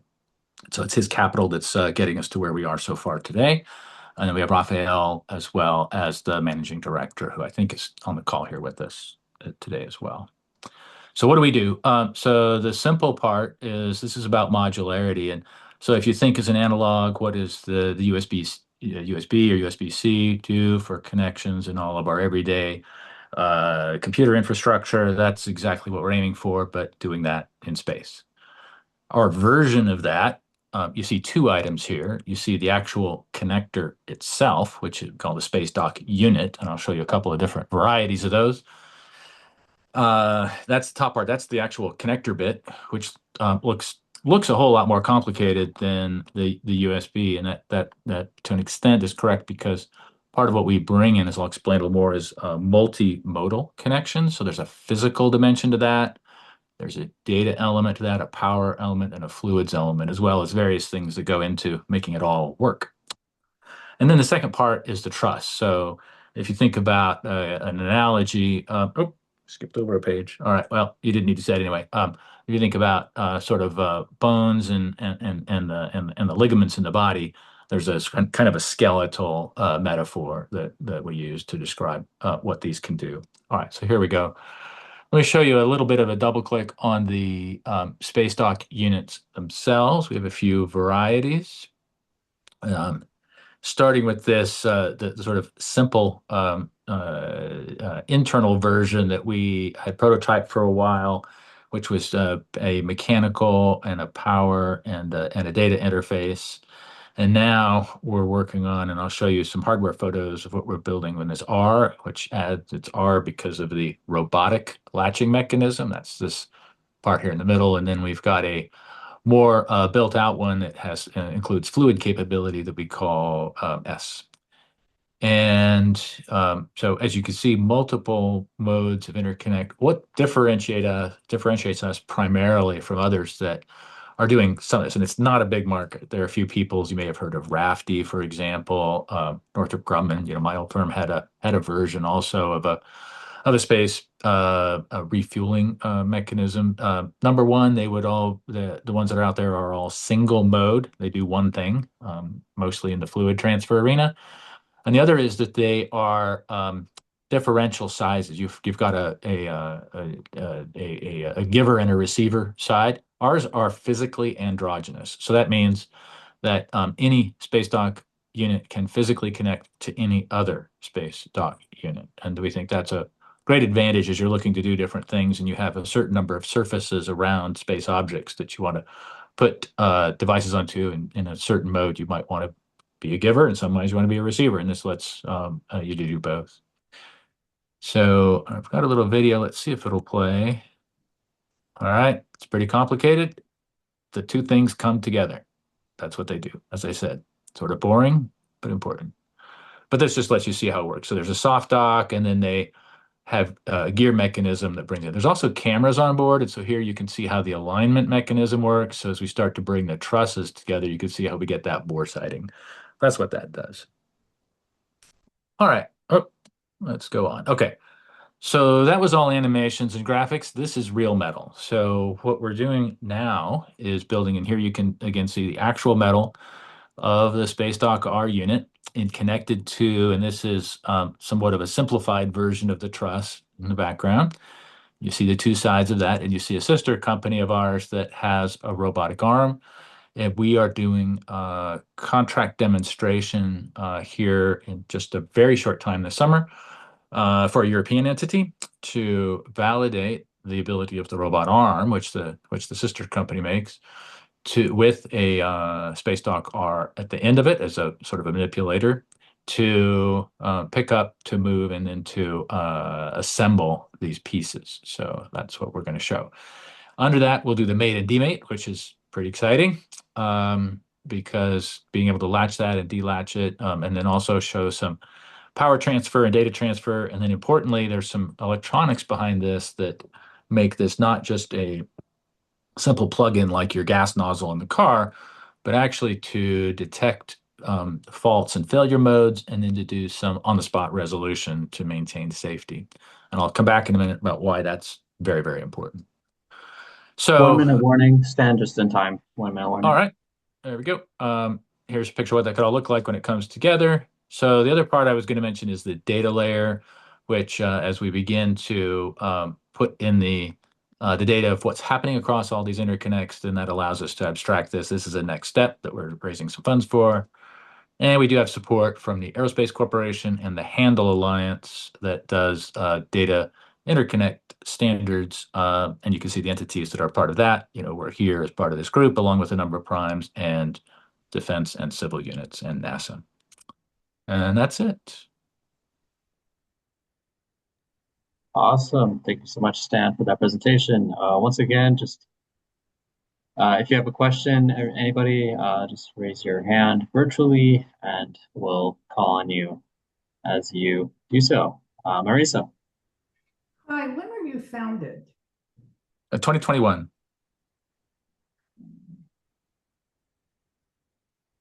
And then Was there another founding team? Yes, we've had a few different team organizations through the history. So some of our technical team has actually been with us from the beginning, and Jose, the founder, has been in from the beginning. And then we've had some people join and some people depart. Mm-hmm. So I think I visited your headquarters in Garden Grove, but they were Oh, different people there. And then I looked at the modules that you had. oh, fantastic. Yeah, but that was like probably 2 years ago. Okay. Okay. So, all right, thank you. Well, hopefully you've seen some progress then, because if you were looking at it before, you would have seen the simpler version and maybe some rapid prototype versions. But we've just moved into the actual production unit or demo unit of our robotic unit. So hopefully you see a difference in that time. Yeah, I do. Awesome. Yeah, Carl. So sorry. Hey, Sam, thanks for the presentation. Two questions. One, can you talk a little bit more about the use cases that would make it necessary to use that kind of modular interconnector? And then second question is, what are the changes in the space industry where you think once that happened, you'll be able to reach scale with that with the company? Yeah, that's really important. So there's really several use cases around, first of all, things like orbital transport vehicles that are moving items from one place to another. They have deployers already. And those, that's kind of a solved problem. So we're not looking to replace the deployers. But as we move more things in the space logistics arena, being able to service those, provide power, provide data, provide fluids to keep them sort of fresh and charged, if you will, or servicing and topping up. That's where that would fit in. Space Force is very interested in, for example, fluid transfer for refueling and resupplying critical fluids. And then the other is really construction. So if you're looking at doing things where you're building larger structures, which is why we ourselves have a trust, but if other people are just trying to connect different things together to make some of these larger things, either in low Earth orbit or in geo orbit or even on the lunar surface, that building block approach would be, we think, is critical. Then you asked about modifications in the space industry. Well, I think this happens sort of synergistically. So NASA already is talking about, as they're talking about their lunar infrastructure build out and the commercial lunar payload program version 2 to build out the lunar base, the need for modularity so that the robots that go up ahead of time autonomously to start prepping things can pick up components, put them in place, put them together, and then when the humans come, they can build onto that. That's all part of the concept. The thing is, right now, nobody actually has solved what that interface is going to look like. So we're fixing the part that basically people are talking about doing, but don't yet have an actual answer for. Well, thanks, Sam. That makes a ton of sense.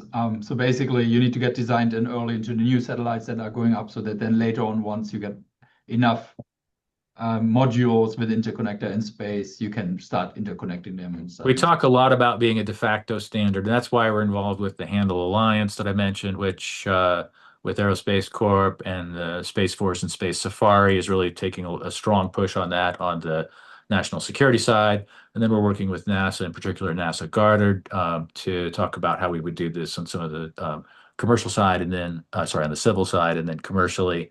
We're certainly making sure that the commercial providers are aware of what we have so that we can look at building together. Awesome. And Owen? Thank you. So I've been following the space logistics space for a while, and honestly, the universal connector problem is one I've never seen anyone tackle this cleanly. How did you land on this as a thesis? Well, we didn't want to do it. I'll tell you that. We wanted to go build a space station, but then in looking at what the approach to do that, how we thought the best method to go construct a station would be modularly, and then so we intended to go to market to buy something like this and looked at what was out there, but only in finding that there was nothing suitable. We decided to take this on and started to make some progress. And since the team had some pretty innovative ideas, particularly the androgyny and the multimodal connect, we've stuck with that. And we do have other aspirations to build other things later. We talked about the data layer and some of the things we would move on to, but it was really the absence of another elegant solution. Thank you. You're welcome. Great. I believe that's all the time we have, unless anybody has like a quick question. One final quick question to jump in to ask Stan. But if not, Stan, I don't know if you put your contact info in the chat, but if you have not, please I'll do do that. so. Yes. Great. And thank you so much. It's a great presentation. And with that, sure. Thank you. And with that, we'll move on to our next pitch, which is Watt Fuel Cell. We have Danielle here to present. All right. Hi, everyone. Looks like you're seeing my screen, so I'll get that up here for you. Nice to meet you all. My name is Danielle Romali. I'm the Chief Commercial Officer at Watt Fuel Cell. I'm going to talk to you a little bit about our technology today, our manufacturing, and some of the applications that we're already doing commercially and what we can do in the defense space. And we have a lot of history in this team of founders who have done quite a bit of work in the defense space already. We're really coming back to this marketplace now. So what do? We design, develop, and manufacture small-scale solid oxide fuel cell technology. They're able to economically create clean, reliable power right at the point of use. What you're seeing on the screen there is one of our commercially available systems today, our Watt Remote unit. We use those for a wide variety of applications: remote security and surveillance, oil and gas wellheads, railway, and different applications with our value-added resellers. Really, our tech is our claim to fame.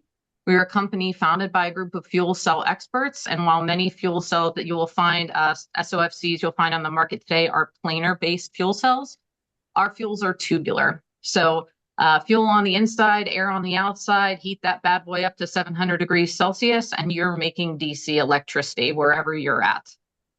It's clean energy though, no NOx, no SOx, no particulate. Low maintenance because that is essentially a ceramic, so no moving parts, long life, low upkeep. None of that mechanical conversion of energy where you're having a lot of losses of energy over the course of time. And it's essentially silent operation. There's no generator noise because there's really no rotating equipment as part of the system. They are solid state ceramics. As I mentioned, our fuel cells are the foundation of our technology and our company. You can see one singular fuel cell right there held by our CEO and founder, Kane. They are ceramic based. The tubular nature of our technology enables them to thermally cycle and load follow, and we can run on a wide variety of fuels. Natural gas, propane, butane. We have done other projects on other fuel types. But really, our claim to fame is the invention behind the way we manufacture our fuel cells. So what you'll see on the bottom right of this slide here is a Watt manufactured fuel cell on the right, and you can see the very thin wall tube there versus the very dense tube on the left. The dense tube on the left is manufactured through traditional tubular fuel cell processes, which is an extrusion-based process. We 3D print ours or additively manufacture the fuel cells. Our manufacturing is based just outside of Pittsburgh, Pennsylvania, where we do everything here on site from material in the door to fuel cell manufacture to final system fabrication. So here is just a sneak peek of our manufacturing facility. We do have the most advanced tubular SOFC manufacturing in the world. We are backed by more than 400 patents across our technology and our manufacturing process. And really, the additive manufacturing 3D printing ability is what given us the ability to differentiate our technology, both from a tech perspective and from a cost perspective. So as I mentioned, when you would make a fuel cell traditionally, you basically think about it like making a piece of rigatoni. You make a paste, you go through, you extrude that out, you go through multiple processes of drying, coating, sintering. It's about 200 hours to make a fuel cell through traditional methods, tubular, and we 3D print ours in 4 minutes. It is a game changer in our ability to control our costs, but it also now enables us to control our technology down to the microstructure level. We are 3D printing at about half the size of a human hair, so we're able to control the permeability and activity along the full length of the fuel cell giving us unmatched fuel efficiency and overall system efficiency. So how does a fuel cell work? Well, we are fielding units today across our commercial market spaces. We are actually leading the largest residential focused fuel cell system rollout in West Virginia with our customer Hope Gas, who will deploy over 7,000 systems with us over the next 3 years. But essentially what happens is we partner and pair with battery energy storage. We are chemistry agnostic in terms of battery energy storage, and we use fuel, as I mentioned, to create that DC electricity from the fuel cell system. So this is a very simple application, but you can see here consistently this dark green line, state of charge on a battery going down. You see the fuel cell start to draw power from that battery to start the fuel cell, uses the battery to create heat, no combustion, and the fuel cell sustained power. State of charge of the battery gets back up to where it needs to be, and then the fuel cell powers down. Very, very simple view of what it looks like. A little more complicated. This is what happens in some of our extreme field use case applications. So one of our resellers is a remote location in Canada. This is a hybrid system. Our system works completely hybrid, integrating the solar, battery energy storage levels, and the fuel cell operability. So the system is intelligent. It knows whether the fuel cell needs to turn on or stay off based on solar production as well. So in this graph, which I apologize, it's a little busy, but it's a multi-month application where you see the orange or red solar production throughout this use case. And you can see consistently where the fuel cell needed to turn on and turn off to really round out the power demand for this system. In one case, the fuel cell itself went through a single 3-week run. The system was run on propane in 1,000 well pad region in the Peace region of Canada. You can see pretty extreme temperatures reached -26 degrees Fahrenheit. And this was the only well pad in the entire region not to go down. So we are capable of being those remote power applications, remote microgrid type of applications. All our units are mobile and can be trailer mounted. We have shock absorption, those types of things built into the remote application units. And that's a use case where we can be a remote charging station or a remote power station where infrastructure doesn't exist. Beyond what we're doing today commercially, the founding team and the team here at Watt has very, very deep experience in development across military applications historically. Just a few highlights. We were the first 1 kilowatt microtubular SOFC system ever built in 1995. We did the first portable butane-fired SOFC, and we demonstrated systems from very low power that are mobile and deployable on man, in briefcases, different things, at 50 and 60 watt systems across the world, essentially. You see a couple different use cases there, previous prototype builds or application builds. In the top right, that is actually a completely integrated fuel cell system, not just the stack, but also the balance of plant. It's about the size of a soda can. So we are able to produce power all the way down to small power needs, depending on the application. In the bottom right, you can see, even though the system internally is 700 degrees Celsius, we have really excellent thermal control and low thermal signature on all of our products. We are a state-of-the-art production and testing facility backed by our scale via our commercial contracts and our commercial markets. And we have this deep patent base with US-based manufacturing. So what are the use cases? Well, essentially, kind of, in my opinion, with fuel cells, the sky's the limit. We could be forward operating based power. We're really that reliable on-site power for remote or temporary bases. Things where solar and battery energy storage may not be enough, or you want to reduce the battery energy storage you're putting on site, because with a fuel cell, you can really, really reduce the batteries that are required, because you're essentially getting that all the time power whenever you need it.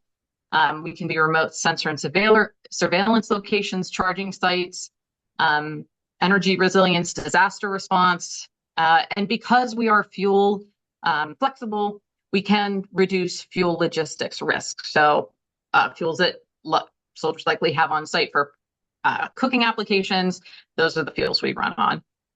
We are very, very quiet as well when there's a lower noise profile needed. It's essentially a silent operation. So our ask is really engage Watt for any opportunities where distributed critical power needs are unmet. Engage us on development initiatives where new form factors for power generation are needed to meet ACE requirements. I did not mention it, but one of the markets and why I wanted to present for this team was we regularly are engaged in UAV power opportunities, which is also a market for us that we fit well into, depending on the initiative and form factor and application goals. As I mentioned, our founding team is very deep. The technical leaders you see on this slide have been in this business for 20, 25 plus years. They have done tech development across a wide variety of markets, and you would see their names on patents on our technology worldwide. So that is us in a nutshell. Awesome. Thank you so much, Danielle. So opening the floor to questions. Just raise your hand virtually if you have one. I do see, Paul, you put in the chat something. I don't know if you want to expand on that or. We have a current opportunity open for energy storage systems that includes fuel cells. I'd encourage you to apply for that before the 3rd of July, I think is when it closes. Hello, are you following me? Okay, great. Okay, thanks, Paul. Take a look at that one. Okay, and Kyle, I see you have your hand raised. Yeah, thanks, Brian. Hey, Danielle, you mentioned a little bit about some remote sensing capabilities. Have you guys done any testing as far as ruggedization and how much of an impact those ceramic cells can take? Yeah, absolutely. So we have done quite a bit of testing on that over the years. One of our commercially available products today is our RV product. So we are always shipping essentially on road. But yeah, we have done quite a bit of ruggedization and remote application testing, and it really kind of gets into that historical application specific work that some of this team had done in more detail in the past as well. Thanks. Sure. Great. Anybody else happens to have a quick question? Carl? Then can you talk a bit more about like also LCOE and how the economics are working for it? Electrolyzer or no, like the levelized cost of energy that you're producing sorry. and Okay. how that compares to other techs. Yeah, absolutely. So as I mentioned, our commercialization strategy right now is across the US residential market base. So our primary use case is actually backup power configuration. So we don't typically look at LCOE as our primary driver of always on type applications. However, we have done calculations that show that we do ink in about 80% of the US today based on LCOE. Using some kind of broad brush assumptions there, Carl. Makes sense. And then it's mostly for like systems with solar and battery storage, and then you. Yeah, typically, yeah. I mean, the backup power systems that we're deploying with Hope Gas as an example is battery energy storage coupled with the fuel cell, and it will be a backup power system. They're sort of thinking about it like the Netflix of backup power. Well, you have the opportunity to add it to your natural gas bill and have backup power subscription in your house. We are also doing microgrid applications with Hawaii, which are fully integrated carport solar plus battery energy storage, where they are using a VPP strategy to sell back to the grid, and along with the fuel cell propane base to back it all up. Yeah. Are you already getting into data centers, or you're the only energy company at the moment? Not. We are small scale, so we are more focused on residential scale applications, but we are looking at the distributed data center market, which they are now looking at rolling out data centers to residential, where we would be a really strong fit for applications like that as well. Thanks, Danielle. Sure. Great. I believe that's it, unless anybody has like a last minute thing that they want to butt in for. But barring that, thank you so much, Danielle. I see you put your contact info in the chat, so I appreciate that. And if anybody wants to get in touch with her, feel free to reach out to her or let me know, and I'll be happy to make the connection. And up next, we have Target Arm. Then we'll have Legionarius, and if they're able to, we'll have Terra Grip. So we have Jeff here from Target Arm. So right, whenever you're ready. I know you're a bit pushed for time, but yeah, I am. Thanks, Brian. Welcome, everybody. Some of you I think I have seen before, but we'll give you an update on what we have here at Target Arm. I'm going to go through this relatively fast because I've got a couple of videos that really tell the story and show it in pictures with actual moving stuff. So I'll get to that in just a second. Let me just, Brian, if you can just let me know if you can see that okay. I currently don't see any sharing. You don't see a share.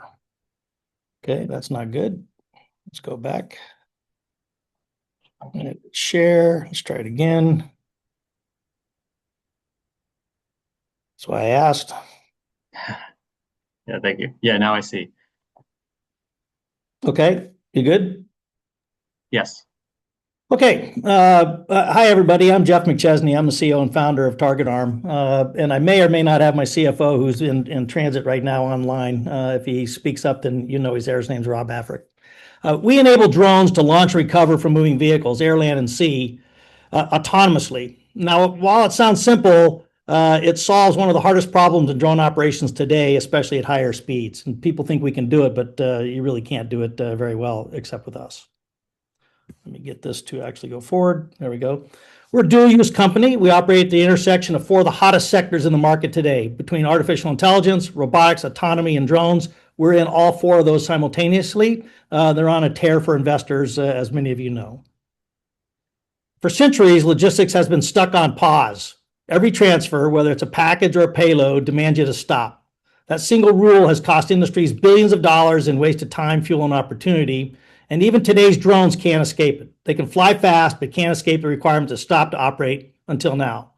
We've solved the physics of motion itself. Logistics can now operate in continuous movement with drones and robots.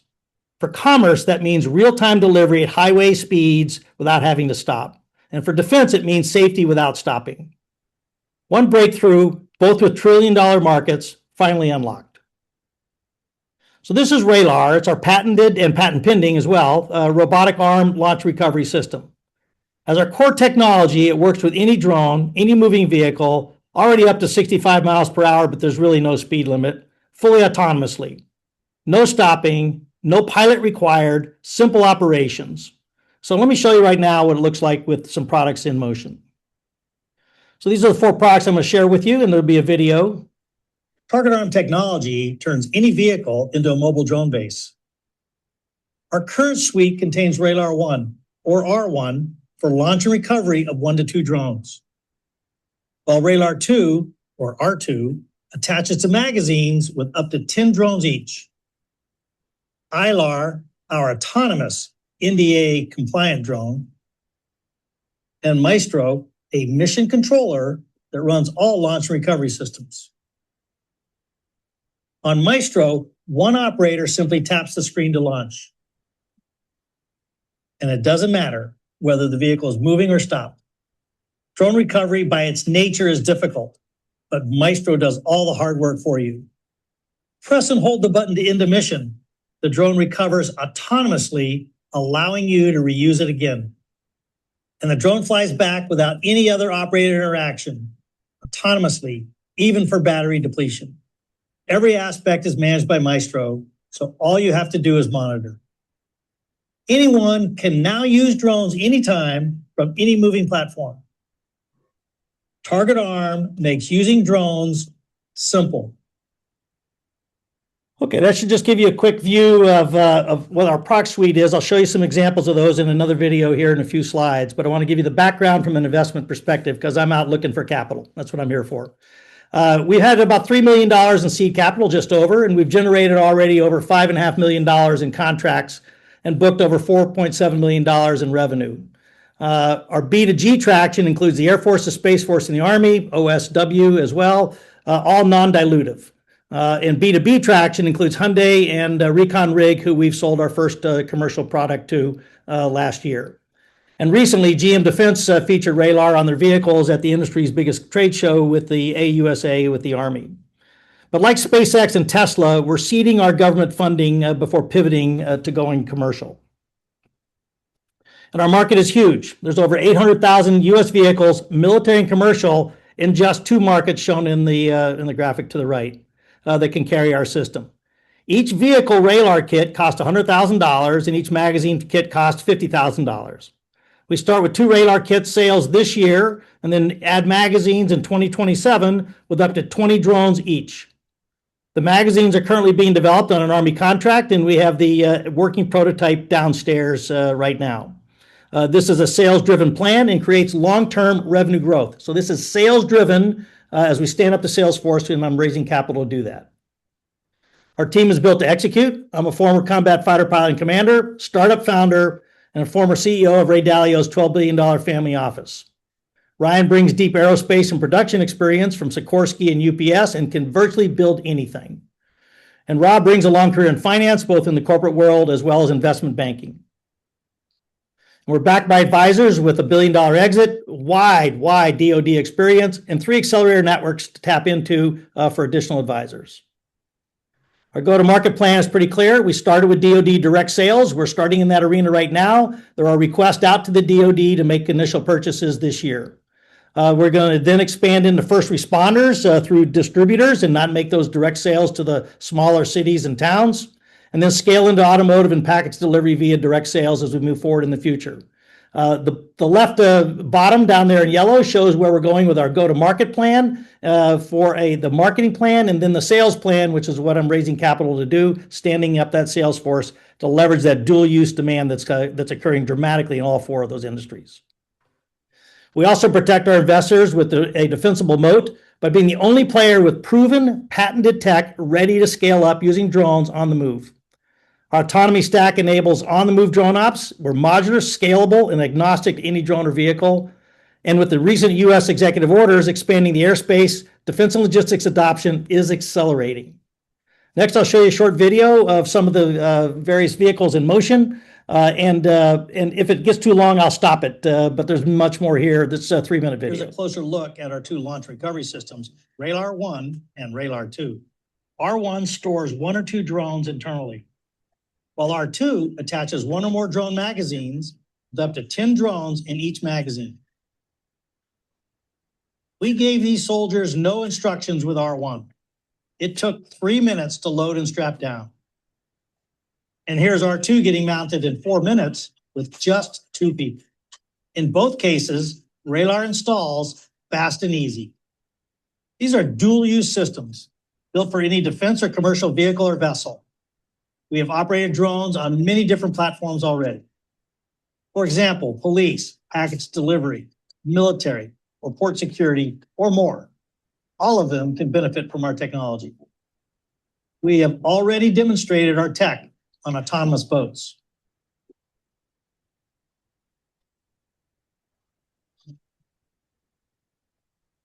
On remotely operated vehicles.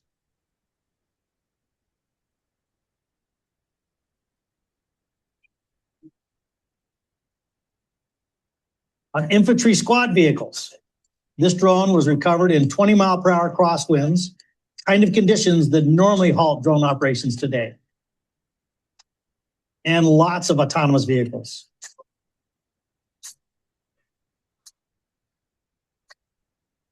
And even on everyday pickup trucks. With Radar 2, we turn any vehicle into a mobile drone base with 1 or more drone magazine attachments to keep drones charged and mission ready. For commercial or covert operations, we can package Radar in many different containers. Maestro is our super brain. It controls all of our products so that one person launches, manages, and recovers drones with simply the push of a button on a screen. Our voice-activated artificial intelligence further simplifies multi-drone operations, including swarms when drone magazines are attached. Here, Maestro tasks 2 drones to follow a truck in a specific formation. Very useful for asset protection and tracking threats or suspects for commercial users, such as the police. while here, a single military operator can hold ground and airborne formation with many drones and radars. While there are plenty of drones for sale right now, most of them require precise takeoff and landing areas and require one licensed pilot for each drone. And these drones take too much time to set up and put away, especially when time and mobility can be the difference between life or death. With Target Arms integrated solutions, anyone can use drones anytime from any moving platform. We make using drones simple. Okay, the opportunity that I've got for you, so now that you've seen the problem, which is it's very hard to do while you're moving, especially the recovery, and our patent solution. And also I want to mention about how efficient we are with capital. We're generating much more capital than we've actually brought in. So why should you invest? Our breakthrough patented technology unleashes a new business model and allows operational concepts that don't exist today that haven't even been feasible. And to seize the coming market expansion, we see capital for a $10 million Series A. So we're Target Arm, and we launch recovered drones for moving vehicles, and we can do it autonomously, hands-free, and using one person, we can launch 100 drones and manage them simultaneously. So thank you. Open for questions. Awesome. Thank you so much, Jeff. So yes, opening the floor to questions. If you have a question, just raise your hand virtually, and Jeff will be more than happy to field those questions. Trying to stop sharing here. Sure. So we'll start with Barb. Here, I'll. I got it. Barb? Hello, just real quick. I want to know if you've already been working with Crane out of Indiana. It's the Naval Center there. We are not working with Crane directly. I believe that they're the ones who actually are behind the request from the Navy that we've given them a actual quote to. If Crane is doing the overwater missile testing, that's who we've given it to. I can't remember who their superior structure is above them. But they have a full quoted system to do autonomous boats 300 miles off the shore to look at missile testing on some of their ships, so they don't have to send the crews out there. Copy. Great. Kyle? Hey, Jeff, I appreciate it. You mentioned that you can operate with any type of drone. I'm assuming that's all Group 1. How does Maestro integrate with the existing ground control station or C2 systems? Or are we pigeonholed into using Maestro? No, we're not pigeonholed at all into Maestro. We built the back into Maestro because what we're doing is so individual and so unique about controlling while you're moving and holding formations between airborne and ground. Maestro is built with standard protocols, so we can connect it into any system. We're just waiting for someone to give us funding to put it into TAC. It'll tie into Lattice. It'll tie into NGC2. We're not trying to control the command and control system. We are opening ours up to do that. But the actual execution of our radar system and the magazines and where they are on the battlefield, because you don't need to recover to the same one. You can launch off of one and land to a different one. And so we have to keep track of all that because no one else is going to be doing it for us. And that's what Maestro's doing. Have you talked to anyone within PAO Marine Corps or any of the Marine Corps entities? I have talked to Marine Corps quite a bit, but it's been about 4 or 5 years. They basically said, go find out what the Army's doing and then come back and see us. And so we have an Army contract that we're working on right now. And the Marine Corps is starting to get excited again with what we're doing. The Battle Lab especially, I think, is where we're going to be heading. Okay. Awesome. Angela? Yeah, I was curious to hear whether you got any surprising feedback from the customers you started engaging with since you started working on the company. Yeah, so we've had multiple field demonstrations with the U.S. Army. We're just starting on the commercial side with the police departments up here in Connecticut.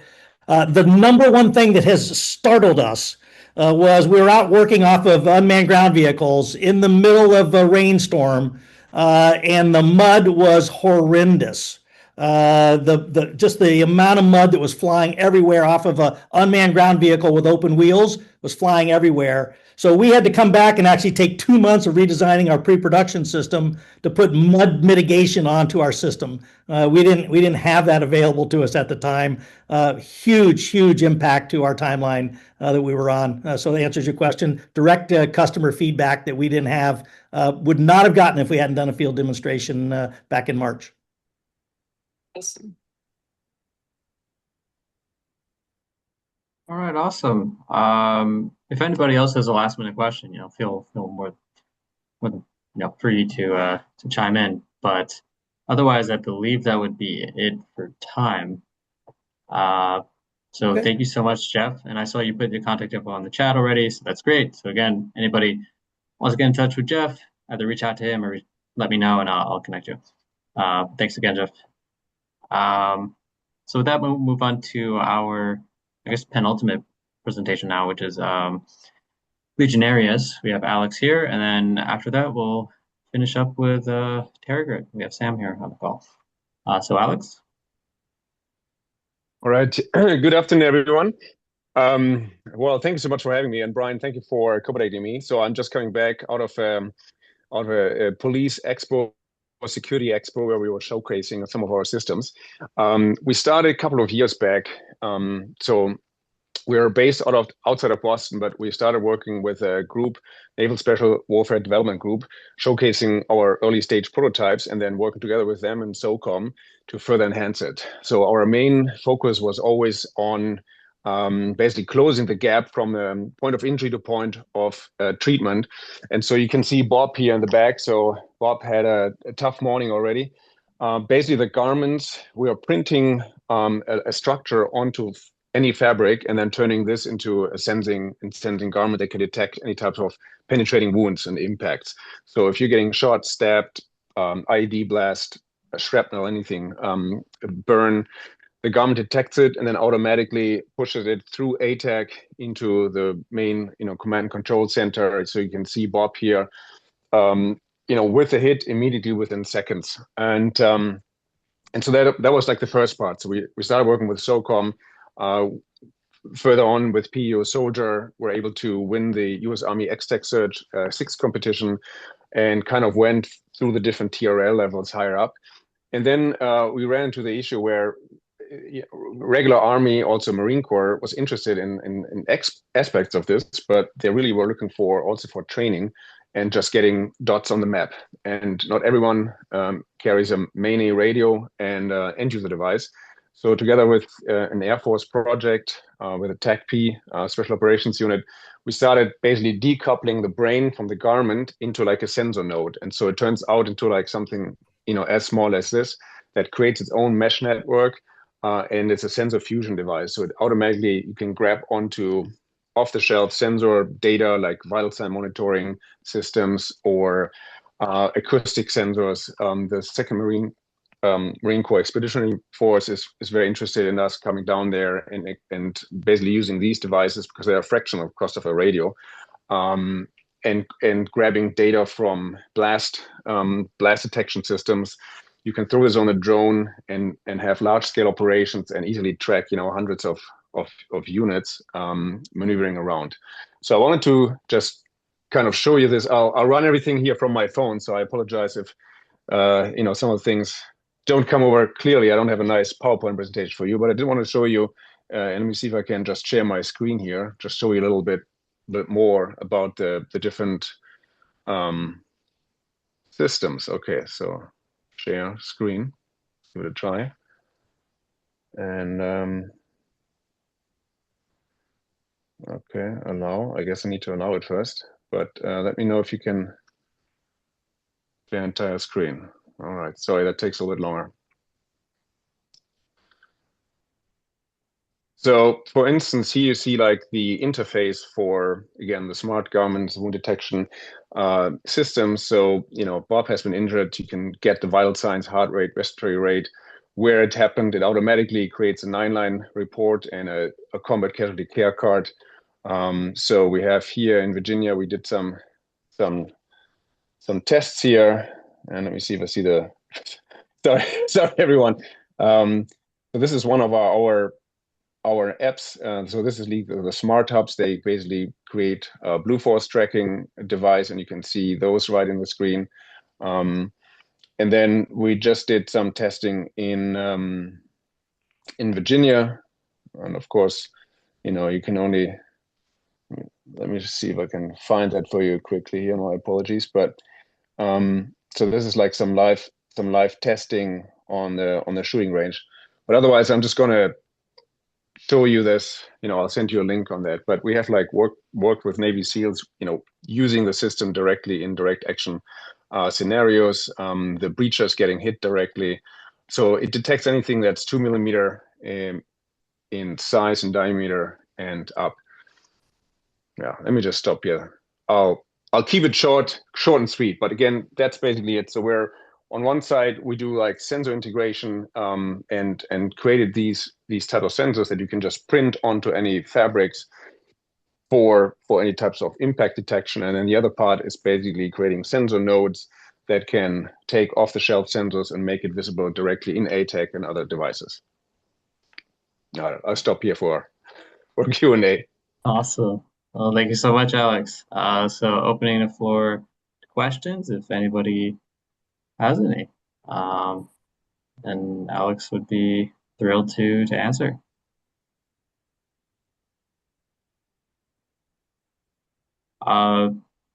Well, could you, I guess, talk, once again, as I'm going to muddle my way through a question, Carl saves the day with his hand raised. Sorry, Ryan. No, two questions. One on the product. If you equip all the soldiers with the product, does it make it easier for enemies to detect them because of all the mesh nets and so on existing? And then second question, more broadly, could you talk a little bit more about the company, where you guys at, what you're doing, what stage you're at, and so on? That'd be helpful. Yeah, for sure.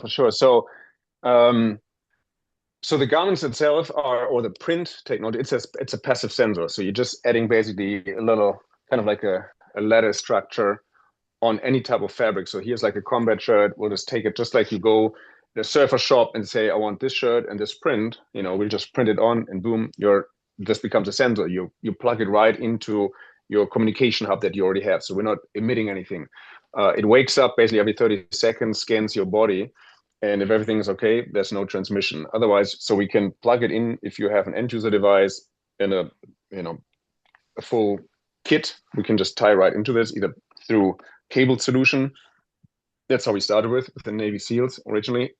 And but we also have, now for first responders, it's more like Bluetooth related. So the systems, they are all at like TRL 6 to 7. So you can really start taking these out now. We finished a US Army Phase 2, SBIR Phase 2, and the same with FWorks in a Phase 2. So we're looking for interested end user groups to kind of see if they're interested in transition partnering. The data hub, the sensor nodes here, so they create their own mesh network, and it runs in parallel to your MANI radio. So this is 0.1 watt, gets you a few miles, low data throughput, very hard to detect, and it only sends out information when you really want it to. Yeah, so it could be just every 30 seconds or whatnot. Company itself, so we're a small team of 5. Yeah, we have it's a small team. We have a former 5th Special Forces Group medic, as part of kind of like our subject matter expert. I'm the inventor of the main system of the printing technology. We also have prototypes that can compress the side of the wound automatically. So if something happens, you have a hole in the body, you gotta try to close the hole. So some of the prototypes that we have, they're earlier stage, but they basically compress the side of the wound automatically and stop the bleeding. I think the law enforcement market is really interesting. Again, I'm just coming back here from the police side, and they invite us. They want to do a pilot with us on some of these elements. They were more interested actually from an undercover perspective, because you're not wearing full body armor and so on, and you want to have basically a shirt that blends in. We could print this into a suit for whatever whatever it might be. Yeah. Does that answer some of your questions? Thanks, Alex. Great. Great. We have another question from Barb. So I think the whole concept is really cool, and I was going to make, I'll make the first funny comment. And you could sell this probably to teachers in schools. I mean, that would be, kind of a good one there, right? Unfortunately, but no, I'm really interested in the passive sensor technology, like where you're printing in that capability. Have you pursued that like further with like AFRL or National Research Labs or any of the soft guys, like pursuing just that part of the passive sensor mesh Yeah. portion of it? So from AFRL, so I've worked early on, but mainly from their medical side. So really Okay. integrating early on into from the 7-Eleven Humans Performance Wing. Uh-huh. They love the tech to get data from point of injury to point of treatment because they don't have that data. So it's a full data gap. If you're coming to an operator, Right. someone injured, you have no idea where the injury might be, if you even know, or if the person even knows that through the adrenaline rush. So that's kind of like Right. the part, not really on the material level. Okay. We work So with I PO would like soldiers, you so to in Navy send me, SEAL. if Yeah. you could please send me your white Okay. paper that focuses more on the passive Okay. sensing. I would like to send that to some Okay. people and connect you with some folks here. And I'll Amazing. repop Thank you so my much. email address and no problem. Okay. Thanks. Great. I believe that's all the time we have. But thank you so much, Alex. And let's see, Barb put her contact info in the chat. You feel free to put your contact info in the chat as well, Alex. And yeah, it was by far the best presentation I've seen from a phone. I have to say. And it was pretty good, presentation even not from the phone. So thank you so much, for being able to make it on a relatively short notice and with a phone and everything. So yeah, all around great presentation. Also, I saw Bill put his contact info in the chat. I don't know if it was just for general or specifically for Legionarius. But feel free to reach out. And then finally, for our last presentation, we have TerraGrid. We have Sam here from TerraGrid. So you'll be ready, whenever you're ready, Sam. And I appreciate, the relatively short notice. But we got to around the time where you wanted, initially towards the end of the session. So glad it worked out that way. So thank you. Yeah, glad to be here. Thanks for the invite, Brian. Nice to see everyone. I think I see a couple of familiar faces in the crowd or in the invite list. Um, yeah, nice to meet everybody. I'm Sam Nagar. I'm founder and CEO of a company called TerraGrid. I'm a repeat founder. I originally started my career at Microsoft. First company I invented what's now called Edge Compute Orchestration. Grew that company to 25 million in ARR and sold it to Siemens for 480 million back in 2019. Was an executive at Siemens for a while. Started this company. We are going on about 2 years old now, but we're not going to feel like a 2-year-old company. We have, last I counted, 170 people now in the company. We have about 20% of the Fortune 500 as customers on the platform. We've gone from 0 to 6 million in ARR since September.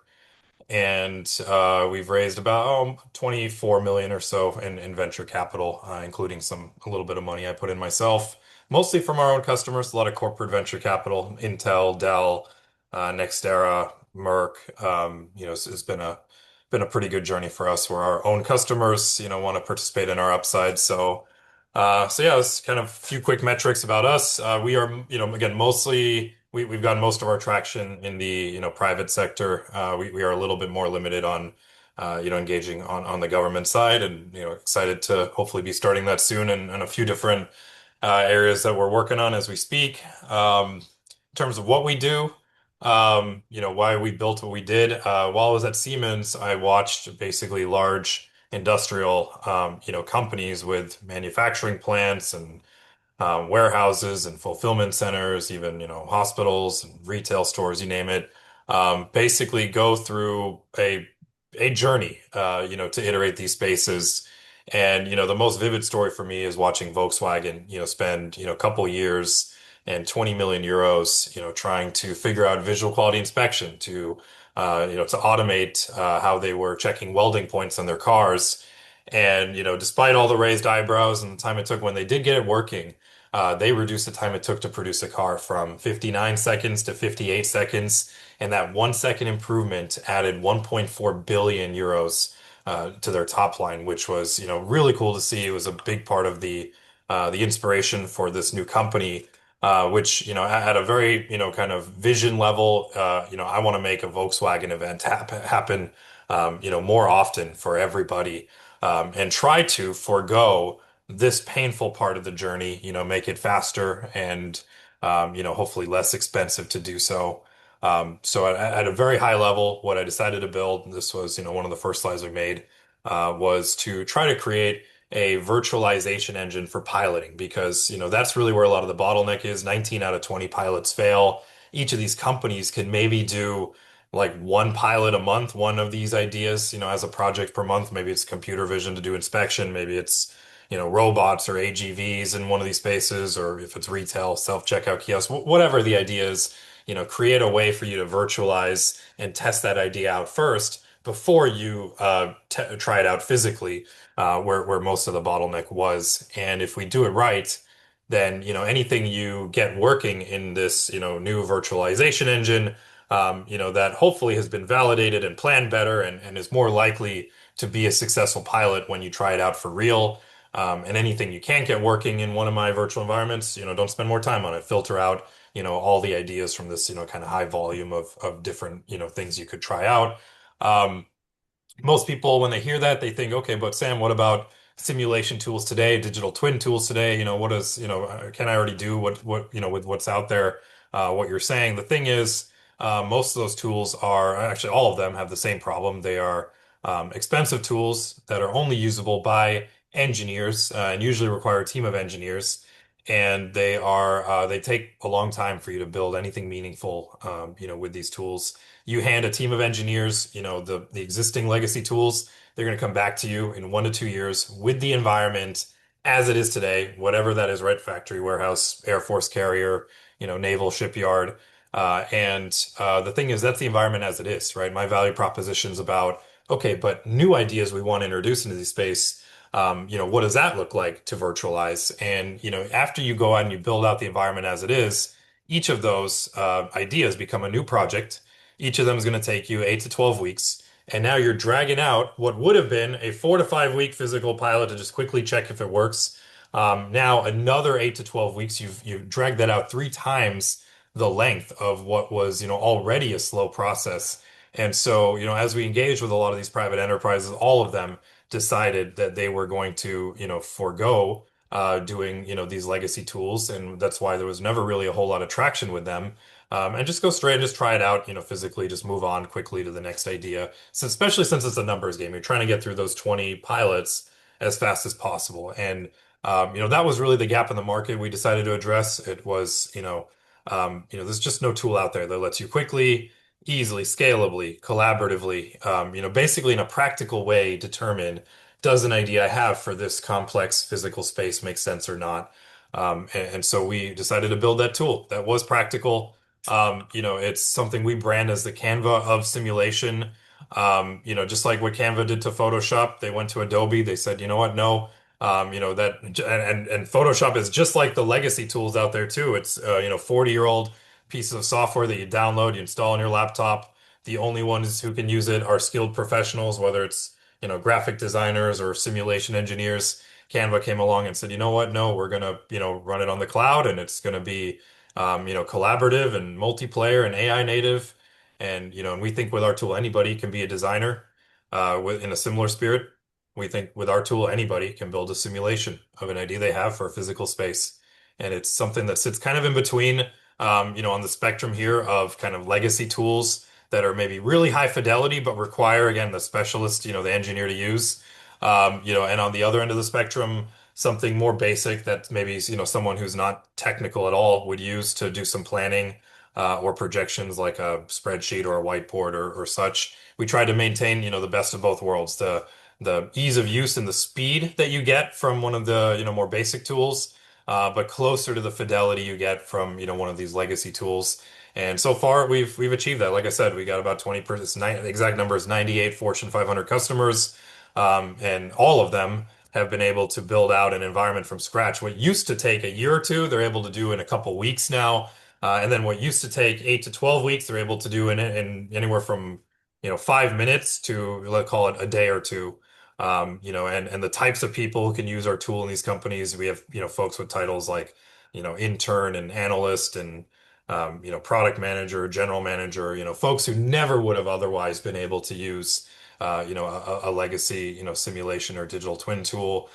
We've created a new category of tool that kind of functions as a common canvas for innovation teams, digitalization teams, engineering, operations, finance, you name it. All types of stakeholders can come together on a single tool, and basically be able to build out, their scenarios. You can compare different simulations running, see which ones make more sense for you to actually try out for real. You can define your layouts. You can, again, different interfaces for different skill sets of users, or some that are more drag and drop that work a little bit like a video editing tool where you're stacking, on your timeline what's happening and relationships between components.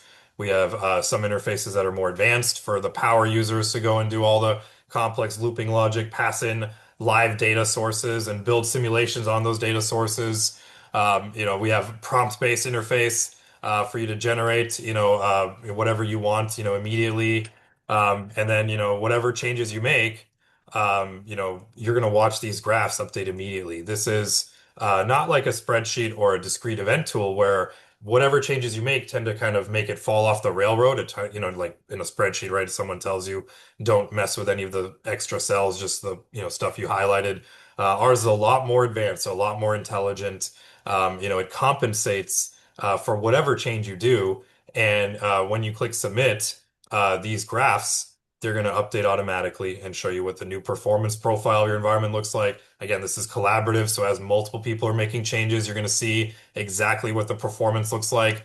This, has a very advanced AI stack that completely compensates what used to be extremely cumbersome, in the older tools. Like if you wanted to recreate anything physical, you would have to become a part-time physicist and put the math and the physics and all the detail that kind of goes with that into those legacy tools. If you wanted to recreate anything digital, you'd have to become a part-time IT admin and kind of recreate VMs and services. With our AI stack, you can generate that in minutes. Just like AI can generate computer code, it can generate physics, it can generate IT infrastructure. You can create some of the most advanced virtualized environments and make these operational decisions in minutes, again, compared to what used to take months to do. You can hand it raw data, say, can you generate a simulation on this? In this raw data is a KUKA robot and a conveyor belt. I just know what's in it, recreate it for me. It can do that for you. It can look up online details of, some component of yours that you have and generate a representation of that model. Again, it's just like crazy what the modern AI stack can achieve these days. Again, and you can have it suggest optimizations if you have certain KPIs that you want it to do to let's say maximize or minimize depending on the KPI. It can suggest scenarios and build out that simulation for you. It can every morning collect updated data and tell you what to do if, let's say, some people showed up sick for work and now you don't know how to use the people you have to hit your numbers for the day. It can automatically run, hundreds of simulations and tell you what to do for the day. We have companies like Mercedes who have it, in real time, pulling in data, and for every step in the process as it's producing a car, giving you like determining if there's going to be like a quality control issue later, like running hundreds of micro simulations for what's going to happen in the next 5 minutes, the next 1 hour, the next 4 hours, and automatically or manually, course correcting depending on what step of the process. Again, it's just a new category of Just to um, say, the 30-second warning on time. yeah, I luckily don't really need much more time other than just saying, hey, we work with a lot of companies. We've created a lot of KPI impact. Usually companies within 6 weeks they generate, million plus in savings or ROI gains. And we've even done free pilots. With free pilots, we've gotten, to 6 million ARR in less than a year. So we love to work with, anyone on this call who might be interested. Happy to engage for free. I know for the government side, you're not allowed to, so happy to charge you, $1 or something like that. We'll work something out. But anyways, that's, a little bit about us, what we do. Excited to make an impact with you guys on your operations. Awesome. Thanks so much. And we already have a question from Amazing. Barbara. Yeah, Hit I me have a with your series worst, of Barbara. questions. This is not to throw spears. I'm legitimately just trying to get some information. Do you have authority to operate yet on different classified systems like NIPR, SIPR, JWICS, AF, SCI for the government? I may not be the right person to answer all those acronyms. I Okay. have a person on my team who can It's the answer that. I authority will to send you a note. operate. It's basically to be able to put your software on those platforms. So that's my first question. The answer is probably no then. And I do you have imagine cleared probably person? not. It's okay. Do you have cleared personnel already on staff yet? Do you have any kind of contract that allows you to have a clearance? I I'm just don't think asking so. because Yeah. this is just part of the process of understanding how long it would take to like get you to the point where we would need. This is not a stopper. I'm No just trying worries. to understand where you are. Okay. I would imagine the answer to all your questions is probably no, but I want to check Okay. with my team It's if they've fine. already It's fine. started that process, and maybe we're further along than I think. That's cool. And then my next question is a big one for me. So are the outputs proprietary, or do we still own the data once we actually run the model through, our information through the model? You own the data. We Yes. have All right. I love you right now. Like that's great. yeah, Um, we have no interest in monetizing or owning any data. We just want to increase usage of the platform. So this is the bread and butter of what we are doing in C3VM for the architectural systems engineering portion, right? This is what the group is trying to get to. So I really truly want you to send me your white paper. I'm going to put it in front of a lot of different people, Amazing. and also I want to make sure that you connect with me on LinkedIn so that you can follow the C3VM postings, because again, they will do industry days, and they do things where they explain. It's a very complicated organization, so they want to explain to you what they're doing and then how you can interact with them.